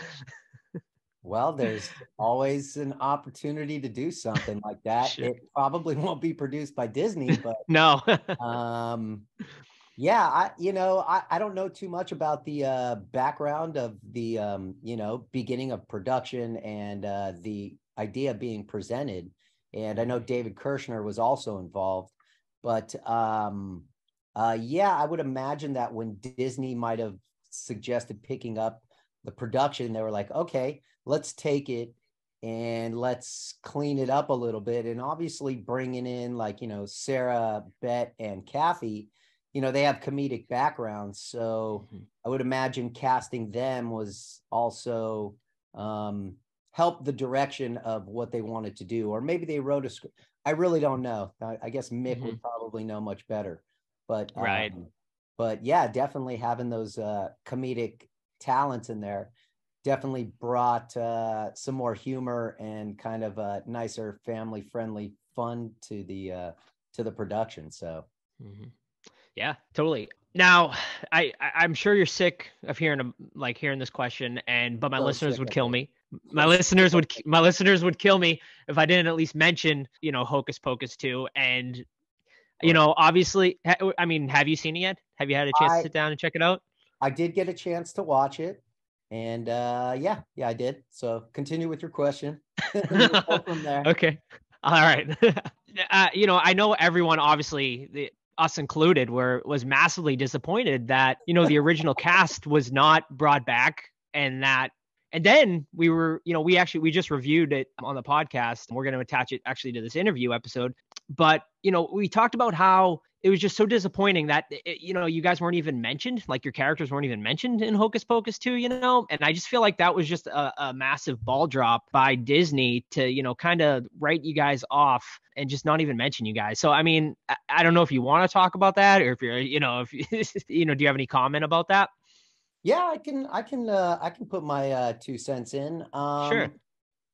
I don't really know. Honestly, I don't really care. It's not like an insult to me. If anything, probably more of an insult to the fan base. But, you never know with productions and the people behind everything, what their direction and where they're going. I mean, maybe they're trying to cater to a new audience. Maybe, whatever. I mean, it's all good. They just, trying to do something new and different. I mean, watching the film, at first, I was very disappointed, kind of feel like it felt rushed. And maybe they added a little more of that Disney, I'm going to say Disney cheese to it. And I was not really feeling it. But I watched like part of it and passed out. And then I watched the rest of it the other night. And actually, as it kind of continued, I actually was like, oh, this is pretty good. And I thought the witch's performance was, good. It's hard to kind of revisit those characters and bring them back to life, especially after you've presented something new and now you're kind of replaying it. So I guess from an actor's perspective, I would imagine that it's a little difficult because I've been out of the loop for a long time. So can't remember some of that stuff, but I would imagine it's not that easy to, recreate and bring something really new to the table. But the movie itself was decent. We'll leave it at that. And Sure.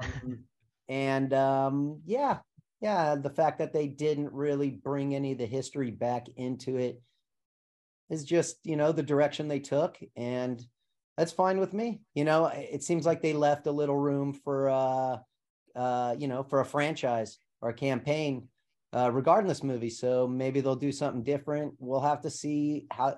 It always comes down to the fans. If the fans are like, if they stream it and they kill it on the streaming and then they don't get a lot of replays, and a lot of people are just like, yeah, I've gotten a lot of mixed reviews. A lot of people are really disappointed in that matter where it comes to not putting us in it. And a lot of people are just disappointed in the production value. And some people are just like ecstatic about the new one and they love it. So again, we'll just have to see what the future holds. And that's about that.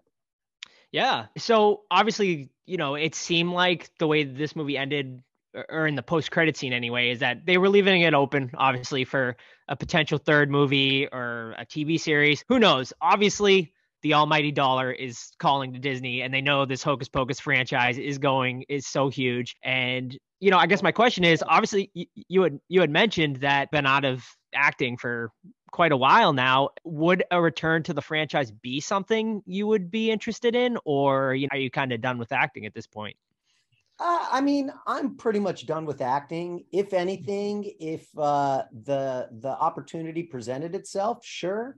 But I'm not going to go out chasing, like, oh, I should be in this and call my old agent to try to represent me. If they were like, hey, Omri, we'd love to have you in the new film. We have a part for you, whether it be a cameo or something like that. Sure, no problem. But yeah, I've kind of ended that chapter of my life, and it would be exciting to definitely be a part of it, but not something that I'm going to be seeking at full force.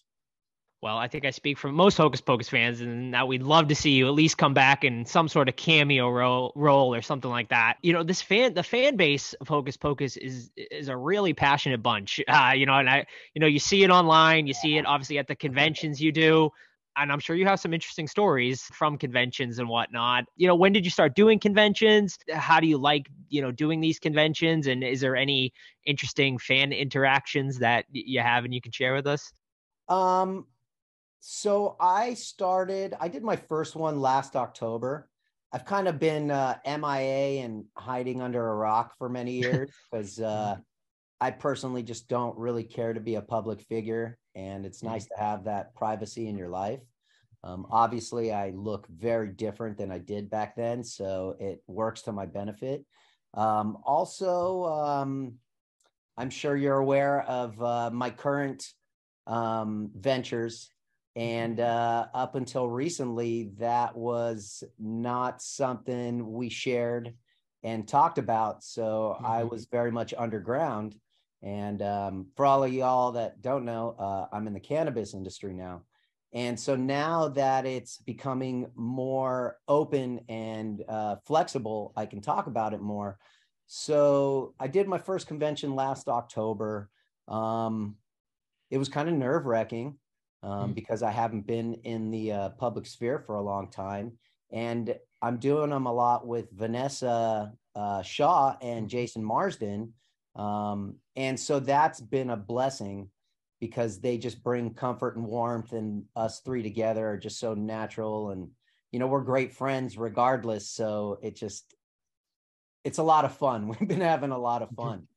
In terms of anything special going on, it gets a little repetitive, of course, and not that that's a bother or anything, but, again, explaining how the impact that me or the movie has had on their life, the profound, is so profound to them. And I kind of get enthusiastic and excited with them. At first, I was kind of hesitant and nervous, and I just thought I would feel kind of bothered by it. But honestly, I'm more touched as these conventions go on, because it really is like, it's so authentic to see these people's reactions. And, I've had a lot of people cry, and a lot of people who have, long-term ailments, or, have been unfortunate in certain aspects of their life. And for me to bring that happiness and joy to them has really kind of like struck a chord with me. And just, I guess I didn't anticipate that. I just kind of felt like, okay, I'm just going to be here signing autographs, smiling pretty for pictures, and, thought I would get annoyed and bothered, but actually it's been the exact opposite. So I'm stoked now that we're doing a lot more of these. It's like, it's exciting, and I get excited to go to these, especially when I'm there with some of my castmates. So it's been good. It's been really good. That's amazing. Are there specific scenes or quotes that you feel that you get a lot more than others when meeting fans at conventions and things like that? It's funny. So I've maybe watched the movie 10 times in my entire life or less. And that's one reason is I just hate to see myself on screen. I'm just like, God, that guy's a terrible actor. Jeez. All right. And it's just somewhat embarrassing. I don't know. I guess from my perspective, it just sits a little differently in there. But So I've had a lot of fans remind me of things that I say in there. I'd say probably the two most popular quotes that I'll like sign for them is obviously it's just a bunch of hocus pocus. And the other one is people like me to write, it's not necessarily my quote, but the fact that I was the virgin that lit the black flame candle, they want that in there. So yeah, back to your question. I don't personally remember too much stuff. I have the fans reminding me what I said. And yeah, those are probably the two most popular. That's awesome. I also want to ask you about some of the other things you've done, particularly in Matinee, which I really love as a film. What was it like to work with John Goodman and to be on that set and go through that experience? I have some very vivid memories of that. That was a great experience. We filmed it in Florida, mostly Orlando. We did some in the Keys and a few other locations. Working with John Goodman, obviously, you know, I looked up to him back then and still am just like idolize him now. The one thing about John is I never really got to know him personally, because that dude is probably one of the most professional people I feel that I ever got an opportunity to work with. Like, he was really critical of his own performances.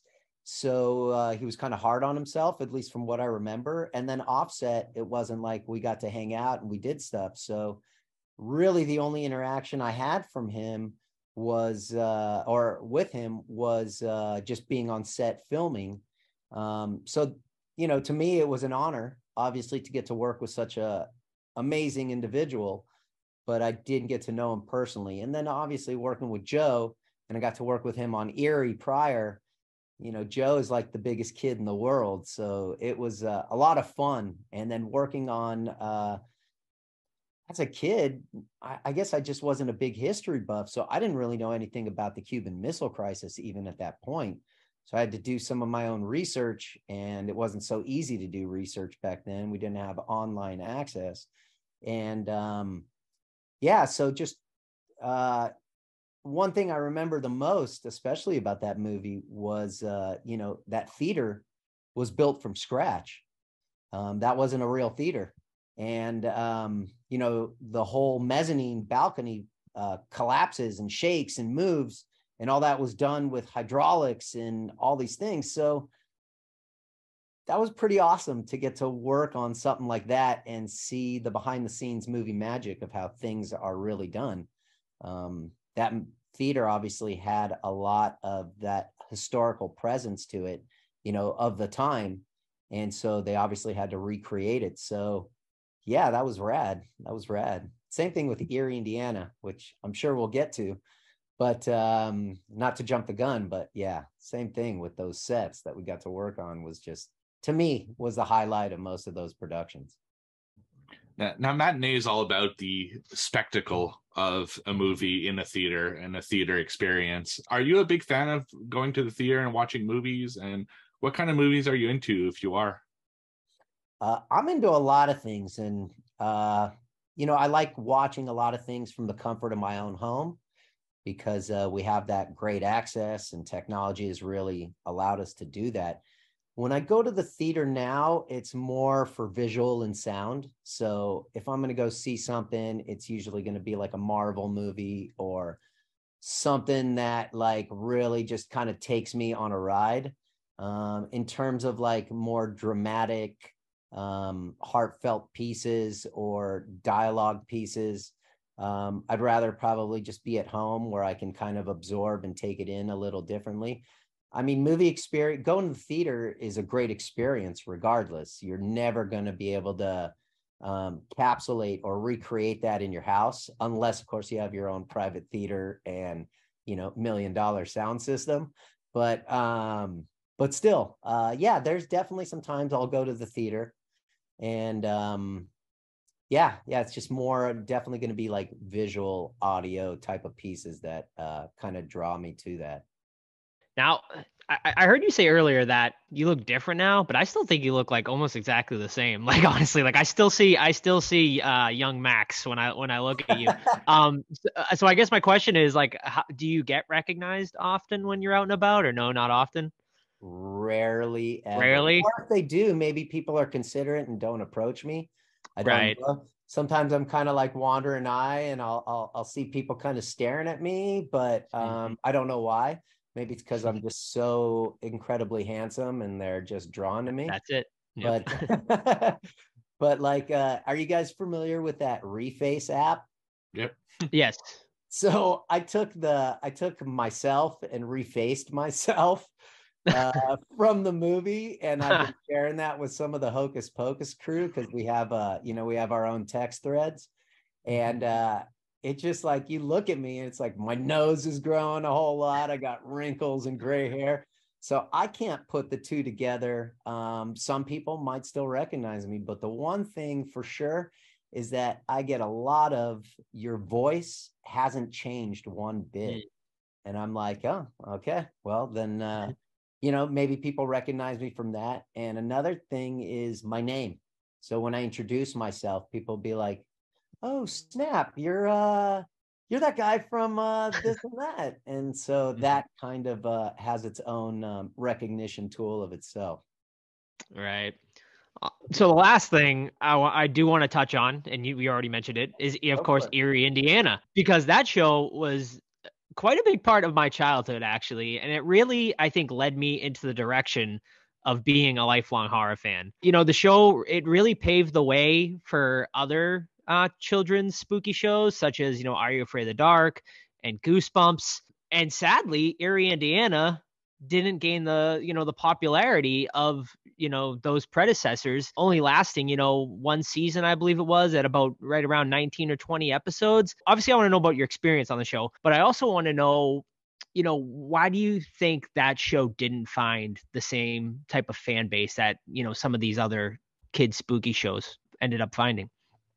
I don't know for a fact, but rumor has it. Well, one thing I do know for certain is that the competitors at the time, like the time slot that they put it at, which was, well, let's just say the original series when it dropped on NBC was on Sunday nights at, I believe, like prime time, 7:30. And we were against 60 Minutes, which was like the #1 show for like 20 years going. And, networks were competitive with each other and they probably felt the production value and the show was great. But back then, not everybody had 3-4 TVs in their house. It was one TV. We all gathered in the living room and watched. And if dad's call was, we're watching 20 minutes or 60 minutes, like 20 minutes, watching 60 minutes, then we're watching 60 minutes, or mom's call, whoever, then that, I guess, be it. So that's one thing. And then another thing I heard, and I don't know also for a fact if this is true, but those sets, some of those sets cost like over $1 million to build, or let's just say an episode would cost over $1 million to create. And from a budgetary standpoint and a monetary standpoint, it's called showbiz for a reason. And if the dollars ain't coming in, then we got to say goodbye. In terms of from a creative aspect, we all know, and I get this a lot too, is that just the show was incredibly written. The cast members that they would bring on, the guest, and not even us, but just the storylines, the sets, everything about that show creatively just hit every mark. It checked every box. And it's a trip to wonder why it didn't continue, or at least move to a different time slot or something. I truly believe in the fact that, the sets costing or production costing way too much money for them to carry on. I don't really see any other reason why it wouldn't. It was honestly the best, funnest, coolest thing I'd ever worked on. It was like every week visiting a new candy store and just being like, holy moly, this is the raddest thing ever. So yeah, it's unfortunate. I would have loved to carry on with that, but if that continued, I might have not made Hocus Pocus. So who knows? Actually, Matinee too. Matinee came after that. So Yeah, that would have been quite to change the whole course of your career right there if that happened. Maybe for the better, who knows? I don't know though. Hocus Pocus, obviously a huge part of your life. And so I think a big part of Erie, Indiana being so fun obviously was because of Joe Dante. Obviously, he was, a huge part of that. I know you touched on him briefly. Obviously, if you're listening to this and you don't know who Joe Dante is, guys, come on. I mean, obviously, Gremlins and the Howling. Yeah, the Howling. I mean, the guy's amazing. Do you have any? He directed. I think it was, from what I read, 5 or 6 episodes of the series, and he was also a creative consultant on the show. So, I mean, do you have any, fond memories of working with Joe on that show? Yeah, every memory I have working with him, like I said, he's just a big kid and so enthusiastic about everything that I think he works on. Even Matinee, it was just like, sure, there's a level of professionalism, but his vision and his excitement and enthusiasm really, I think, carries on to the actors' performances and just the production itself. So working with him is always just a blast. I never felt there was any kind of tension or any kind of stress. Because, when you're working, I think as a director and a creative consultant and working with producers, you have a lot of timelines and budgets and all kinds of factors that can really damper your creative ability to create something. And I never saw that once with Joe. It was just literally like him being the biggest kid and just wanting to like create movie magic and have the most fun. So in terms of like any certain memories that I have of him, overall, it was just like one great memory. But I did talk to Joe like a couple of years ago, just randomly. You guys know Danielle Harris, obviously. Yes. Big horror queen. And Indeed.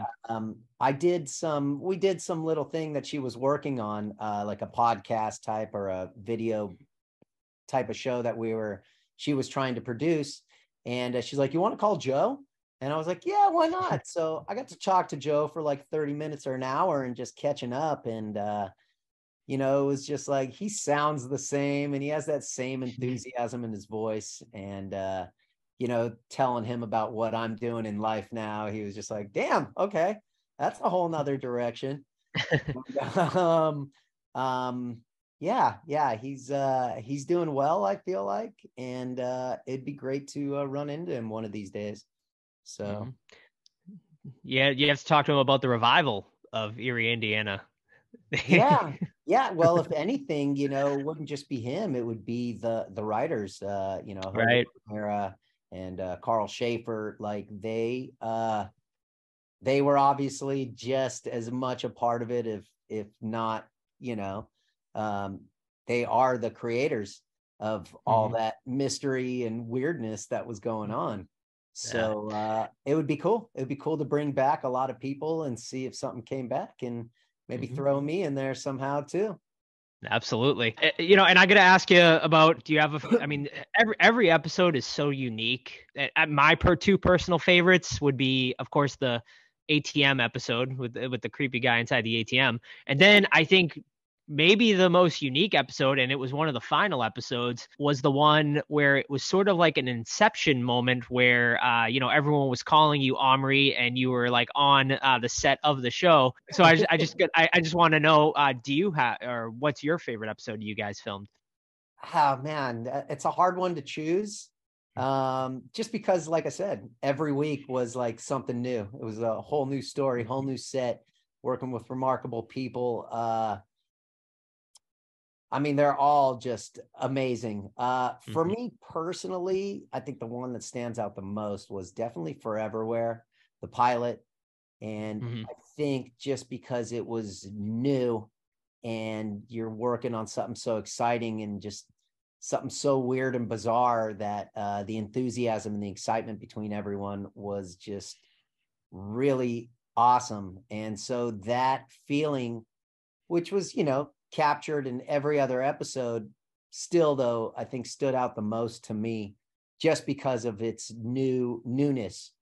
And the last episode you're talking about, which I don't remember the title of it, was also just bizarre because, you got like a film crew within a film crew and just doing something that was so like Twilight Zone-esque of just like, what's going on here?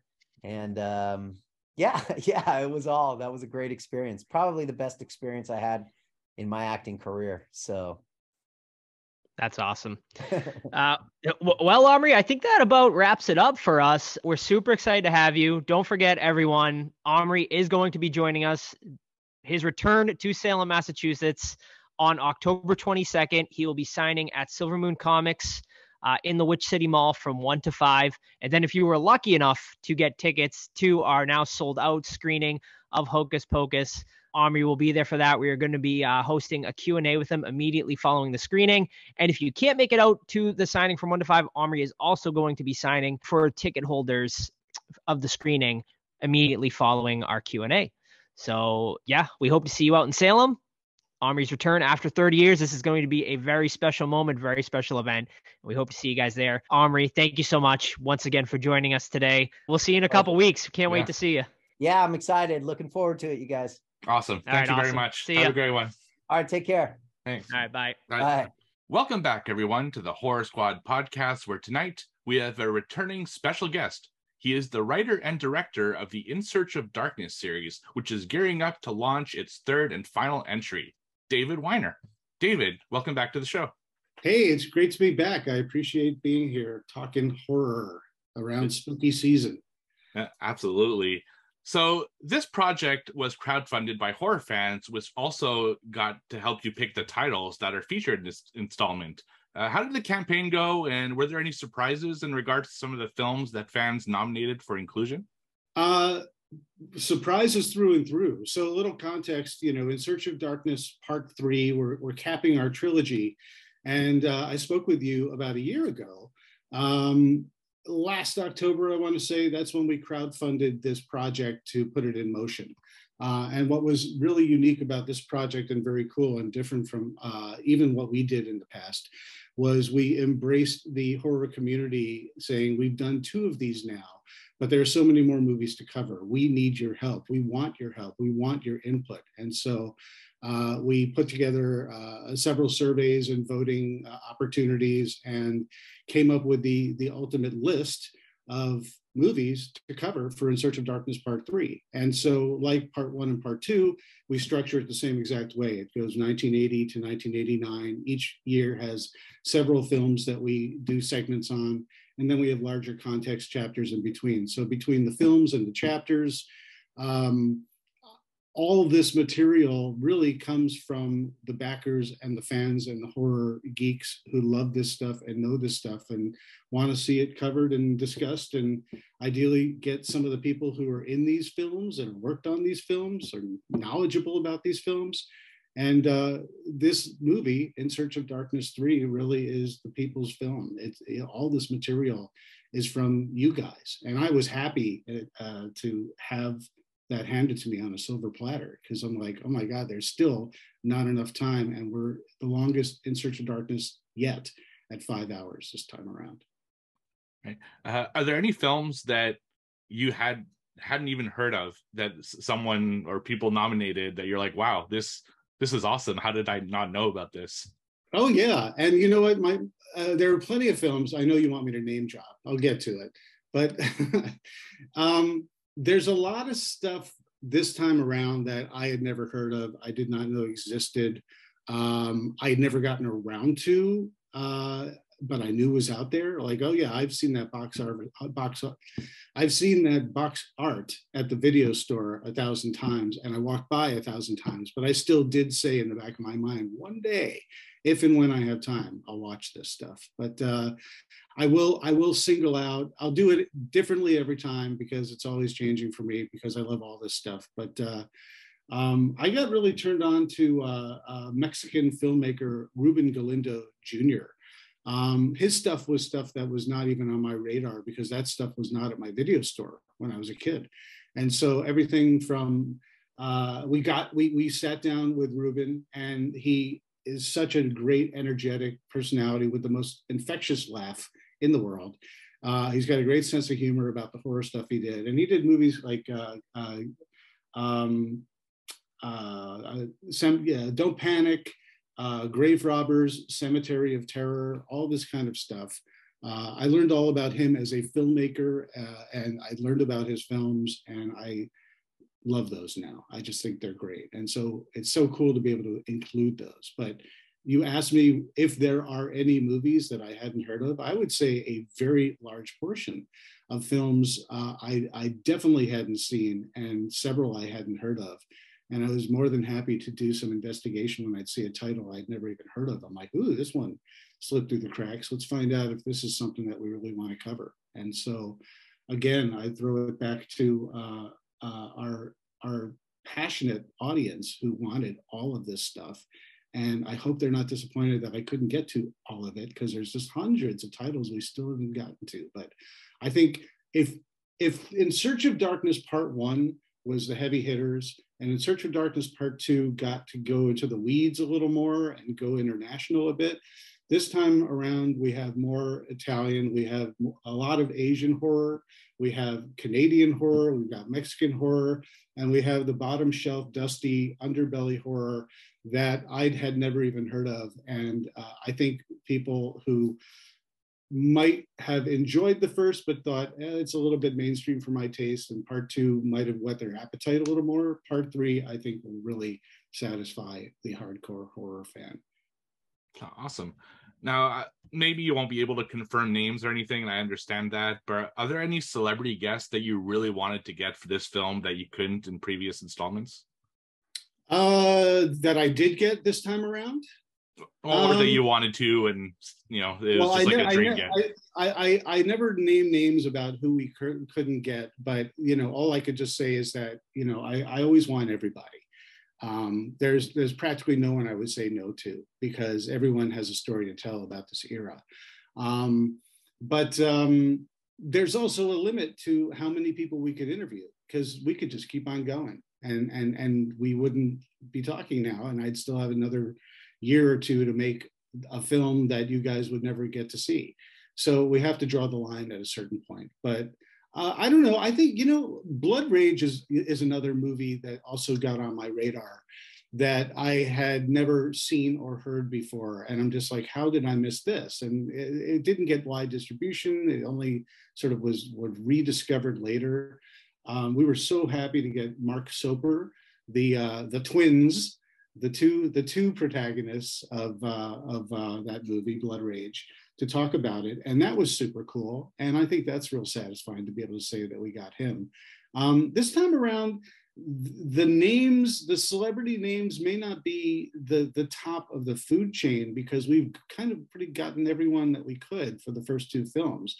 And while there's always going to be some, very high level actor that we still haven't gotten yet, this one is really focusing on a lot of the deep cut actors and filmmakers and creatives who worked on a lot of these films that sort of were one-offs, or weren't discovered until later. And they never found fame beyond this one project that they might have done, or they really kind of worked sort of in the dark corridors and never really hit the spotlight the way some other horror icons did.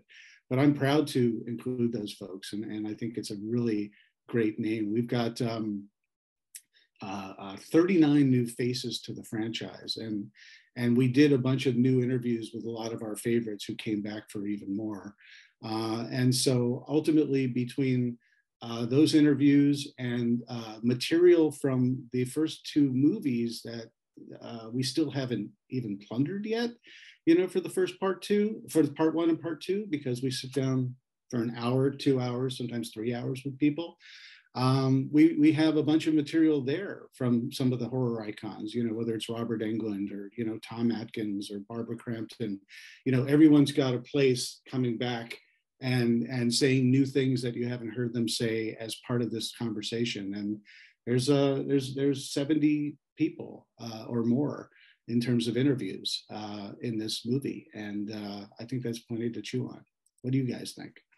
Yeah, that's awesome. And Blood Rage is a great film, so I'm happy to hear that that'll be featured. It's a Thanksgiving classic. We reviewed it on our podcast. It's well, that we should single that out for a minute, because in terms of the holiday slashers, that seems to get overlooked each and every time. Maybe from now on, people will remember that it's like practically. I think there's one more, but the Thanksgiving slasher. But plenty of Christmas movies. We have a bunch of Christmas movies in this film too that we hadn't touched on yet.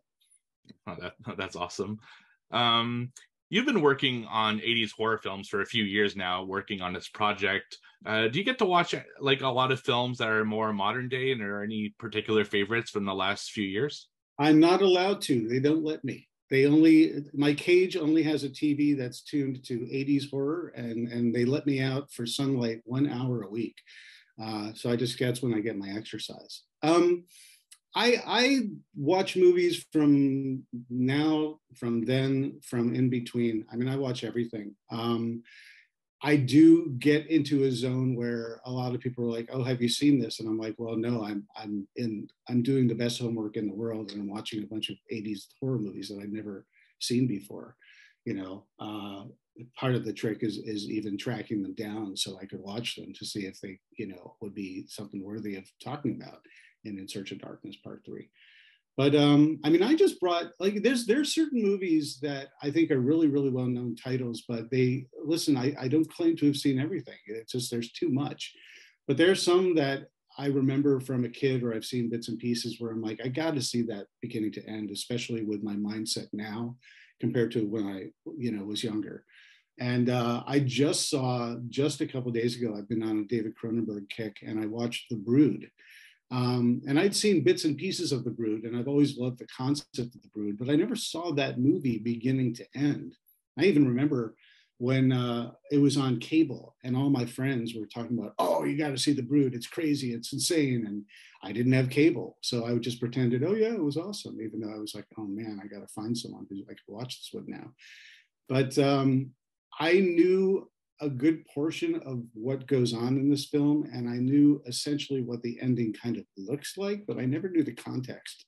And I really enjoyed that watch just a couple days ago of The Brood. And so I highly recommend it. It's a new film by David Cronenberg from 1979. Oh, there you go. A lot of 80s franchises are seeing a resurgence in recent years. Which ones do you think are doing the best job at reinventing themselves while keeping the spirit of the original? That's a tough call, because I personally am less likely to gravitate to a new franchise title where I just have so many older titles that I feel obligated to visit.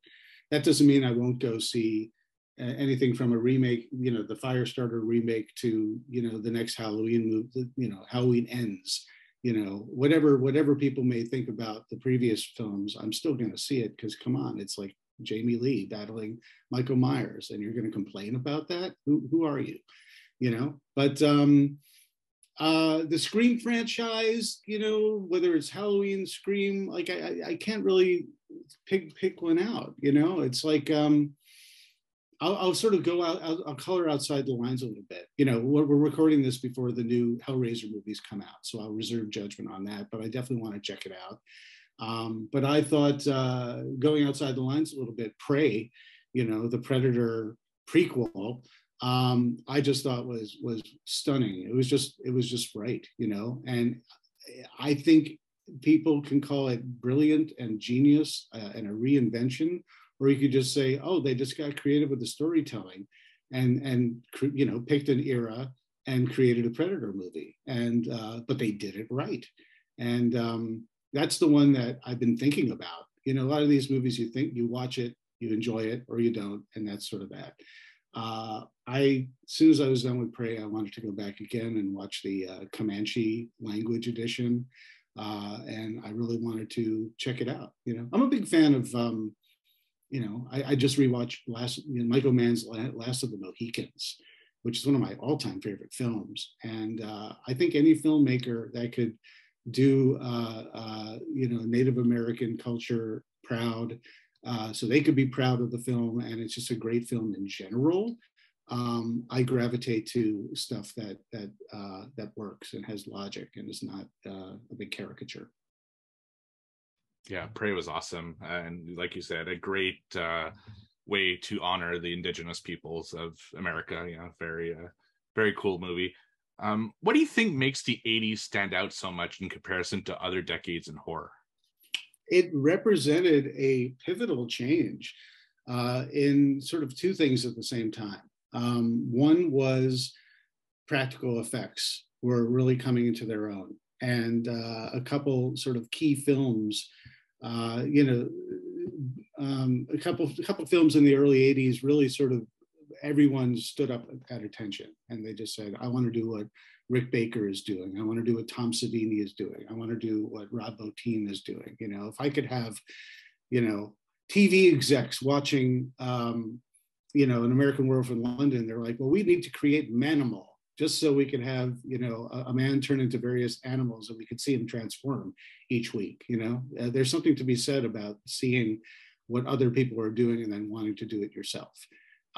So that's a big deal. So, but it really coincides with the explosion of VHS. There was basically, up until that time, a movie was theatrical, or whether it was a wide release, or it was city by city, or it was drive-in movies, that kind of stuff like that. But that's really much it. That's all you got, and then you had to wait for it to show up on TV or a revival house many years later. But then all of a sudden, and I say this like you guys don't know, but I think the way you have to deliver it is you have to relive what it was like. And then all of a sudden, late 70s, early 80s, you have instant gratification. You have the essentially on demand. You can have a movie in your own home, and you can go to essentially a library in a store down the street, so to speak, and pick a movie and bring it home and watch it as much as you want. You could start it and stop it. This was a revelation for people who ultimately had to wait for something to be on TV or catch in the theater when it was gone. So the whole era exploded because you basically didn't have these studio gatekeepers or these rules, and you could start making as low budget as you wanted, just to jump on the fact that video stores needed content. And the majority of the people wanted, sex, genre, and violence, because that sort of sold the best. And so the more, Roger Corman, Charlie Band, Lloyd Kaufman style, exploitation style covers that you could get people to pick up your tape, then they sold more tapes. And these guys were millionaires overnight because these video stores needed content, and they needed filmmakers to fill that void. So it didn't matter, as long as it was a great picture, it didn't matter what the quality of the film was. And that was the boom right there of content. Something that we do a lot on our podcast is reminisce about video stores, especially from the 80s and early 90s. And a big part of that is the amazing VHS cover art. What are some of your personal favorite VHS cover art pictures from when you were frequenting those video stores in the 80s? I really responded to monsters and demons, and there's sort of what you knew and what you didn't know when you'd walk around. And what I mean by that is, was it theatrical, and now you're finally seeing it? That's one thing. You're looking for what you already know that you want to see. You want to see Jaws, or you saw a grizzly on TV, and you're like, now I want to see that again, but maybe they've got an uncut version without commercials. But the art was really great. But the Drew Struzans of the world, the artists who did, the cover for Battle Beyond the Stars, this is going into sci-fi a little bit, but the more colorful, the more exciting the front looked. If I recognized an actor, great. If I didn't recognize an actor, I wasn't looking at directors at that point.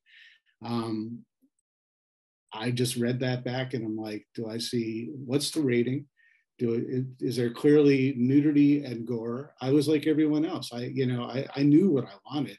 I knew what my parents, I didn't want my parents catching me wanting, and I think that was just part of the appeal, I mean, can I give you some titles? Sometimes they were really bad. I think I really want to actually single out the ones where I liked the movie, but the box art kind of was a turnoff because it was either poorly done by a really bad artist and it just looked crappy. So it sold the movie as something lower budget that was, I was too, it was beneath me. The classic one for me is like Chopping Mall, because I loved horror, but I was just like, this is just like body parts in a bag. Why do I want to see this people chopped up at a mall and end up pieces in a bag? Like I had no clue that was like, Johnny Five Robots, I like to say that, but it's very true. Or like The Final Terror, that's a box where you have like people running away from a giant logo, The Final Terror.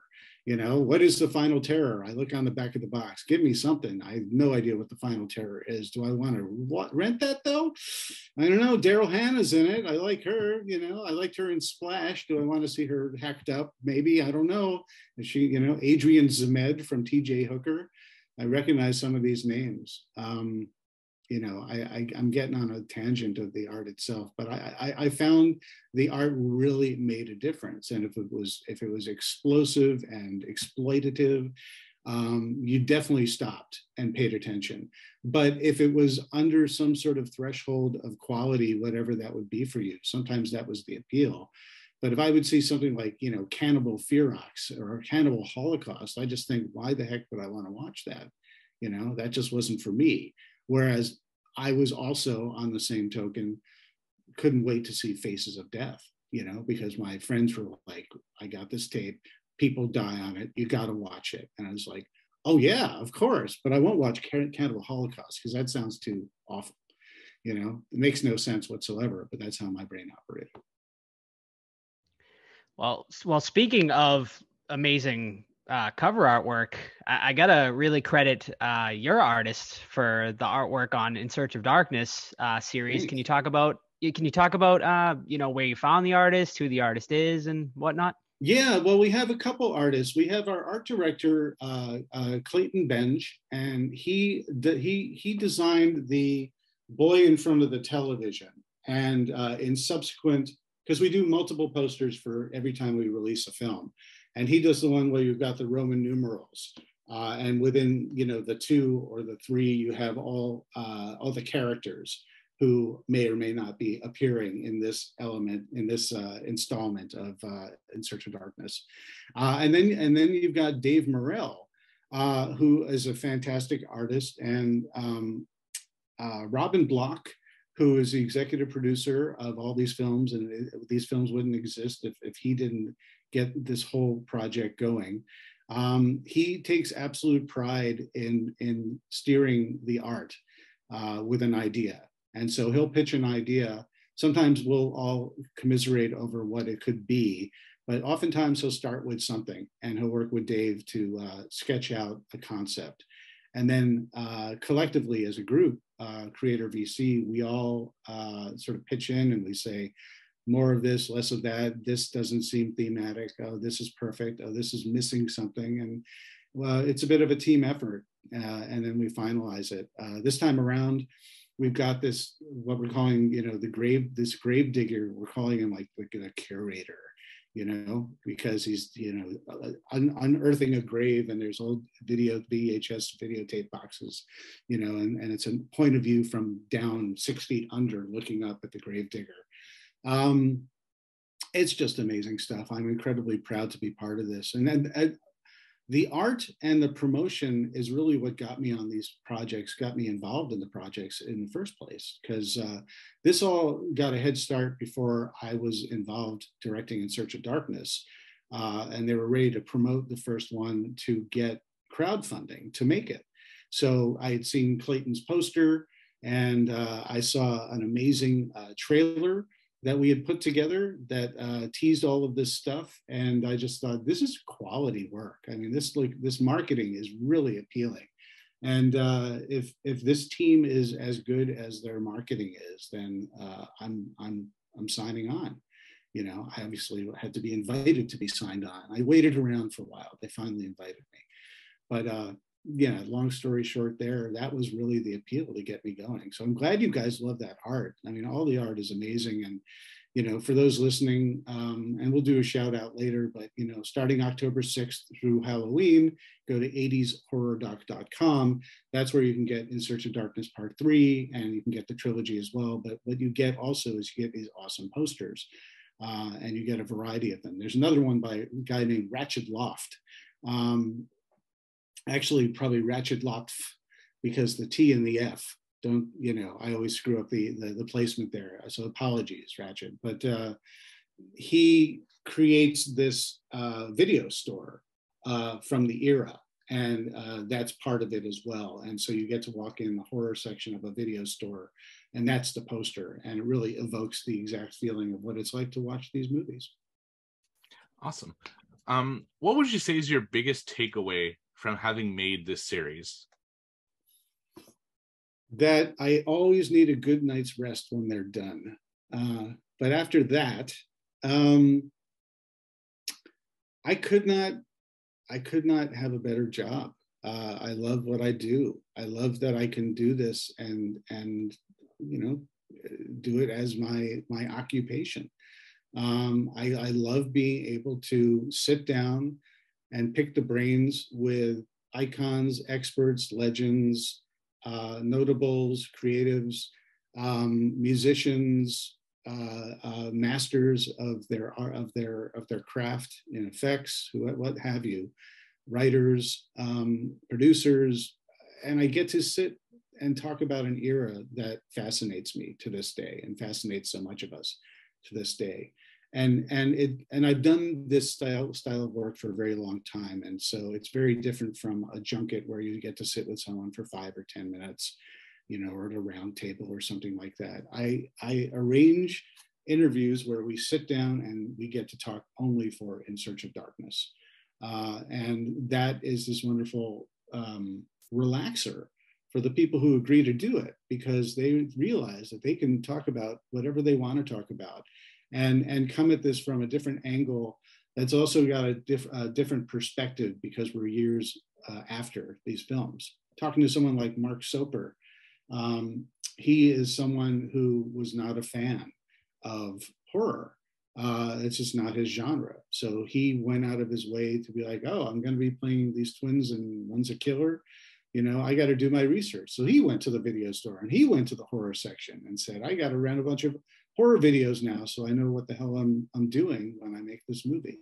So, you know, it's fun just sitting down with doing this. And that's really what I've taken from 3 movies now for In Search of Darkness, is I always loved this era, but I was able to stop and dissect why. Why do I love this? Why do people love this? Why do people champion this whole era, especially when it's populated with movies that arguably are not very good? You know, why is that something that's so important to us? You know, why do we champion these films? Why do we circle the wagons around them? It's because they're important to us because of the era and who we were with and how we felt when we were watching them and what it did for us in terms of an escape or excitement, or, you know, being able to avoid the realities of our own lives, whatever they mean to us, being with someone that we loved and getting to share that fun. These are incredibly important to us. And, you know, that's a revelation that I really didn't materialize in my brain until I really got through these films. And I understood, why is any of this impactful and influential and important? It's because we love these movies, but it's not necessarily about the movie itself. It's about everything that we bring to the table when it comes to wanting to see these films and revisit them and dissect them.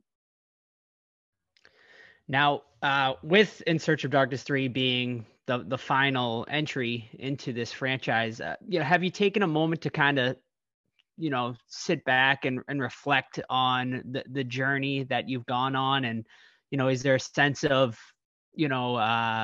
great accomplishment, or is there a little sense of sadness that it's all coming to an end? I wouldn't say there's sadness. This is the final film in the 80s trilogy of In Search of Darkness, but we have much more planned. Like, I think there would be some sadness if I'd be like, well, this is it. Now I'm going into real estate, but next up, and nothing wrong with real estate. That's doing really well right now. It's just not my cup of tea. That's not my vocation. Let me clarify that. But it's like, I get to be a filmmaker, and I got to make one film that did well, and I got to make more films, and I got to branch out. I got to do In Search of Tomorrow, about 80s sci-fi. People want an In Search of Tomorrow 2, and I would love to be able to do that. We're looking at In Search of Darkness 90s. We're talking about something that's focusing on the 70s. There's all sorts of ways. We're talking about fantasy. There's all sorts of genres and subgenres that we can work on.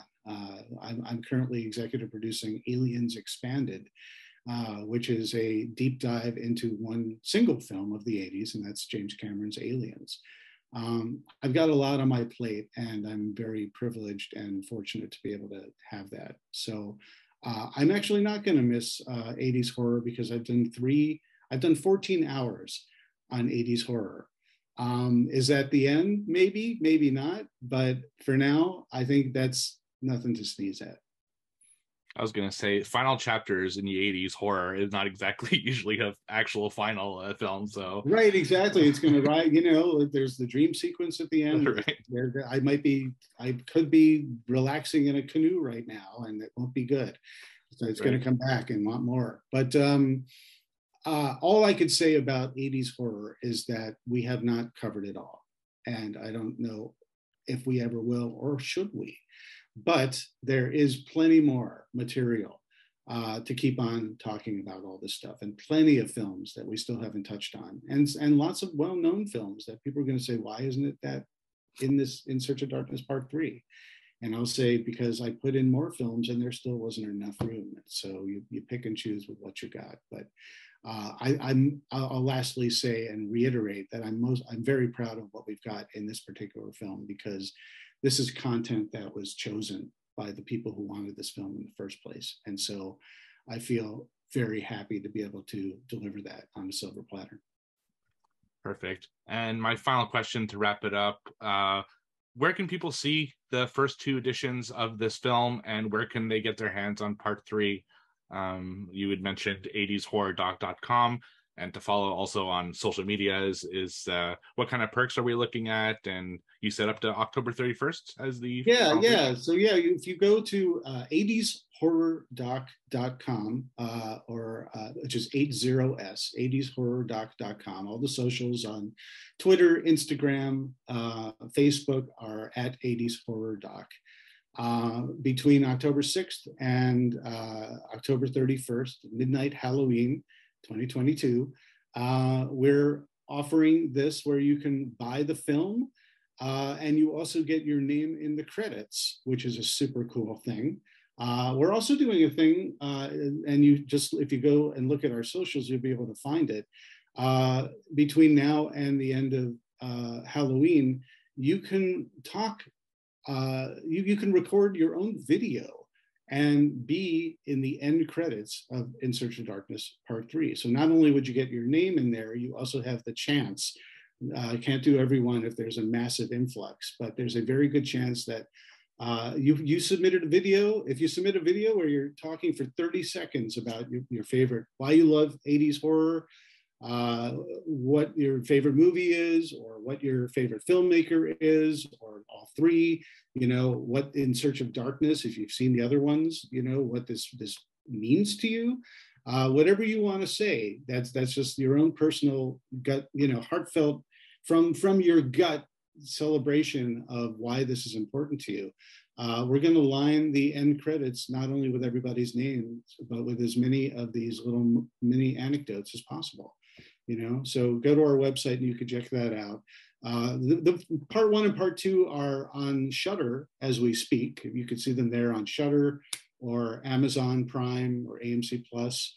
But you can't get the hard copies anywhere but us. So if you want a physical copy in your hand of part 1 and part 2 and part 3, you can get a box set. They've got all the posters. Just pretty much check out, you get the soundtrack, you get digital download. We offer lots of cool stuff. Check out the site, 80shorrordoc.com, and it explains everything that we're offering up. But the most important thing is you can hold this in your hand and you can treasure it and show it to your friends and your family down the line that you've got a credit in a movie that you care about and a genre that you care about. And you may even end up with you talking about it. If you submit a video, we might choose that and put it in there. I think that's pretty damn cool. Absolutely. I know I'm personally really looking forward to receiving the copies that I purchased when you first launched this campaign last year. So David, it's been an absolute pleasure. Thank you very much for coming on the show and for making such an amazing project. Honestly, these films are fantastic.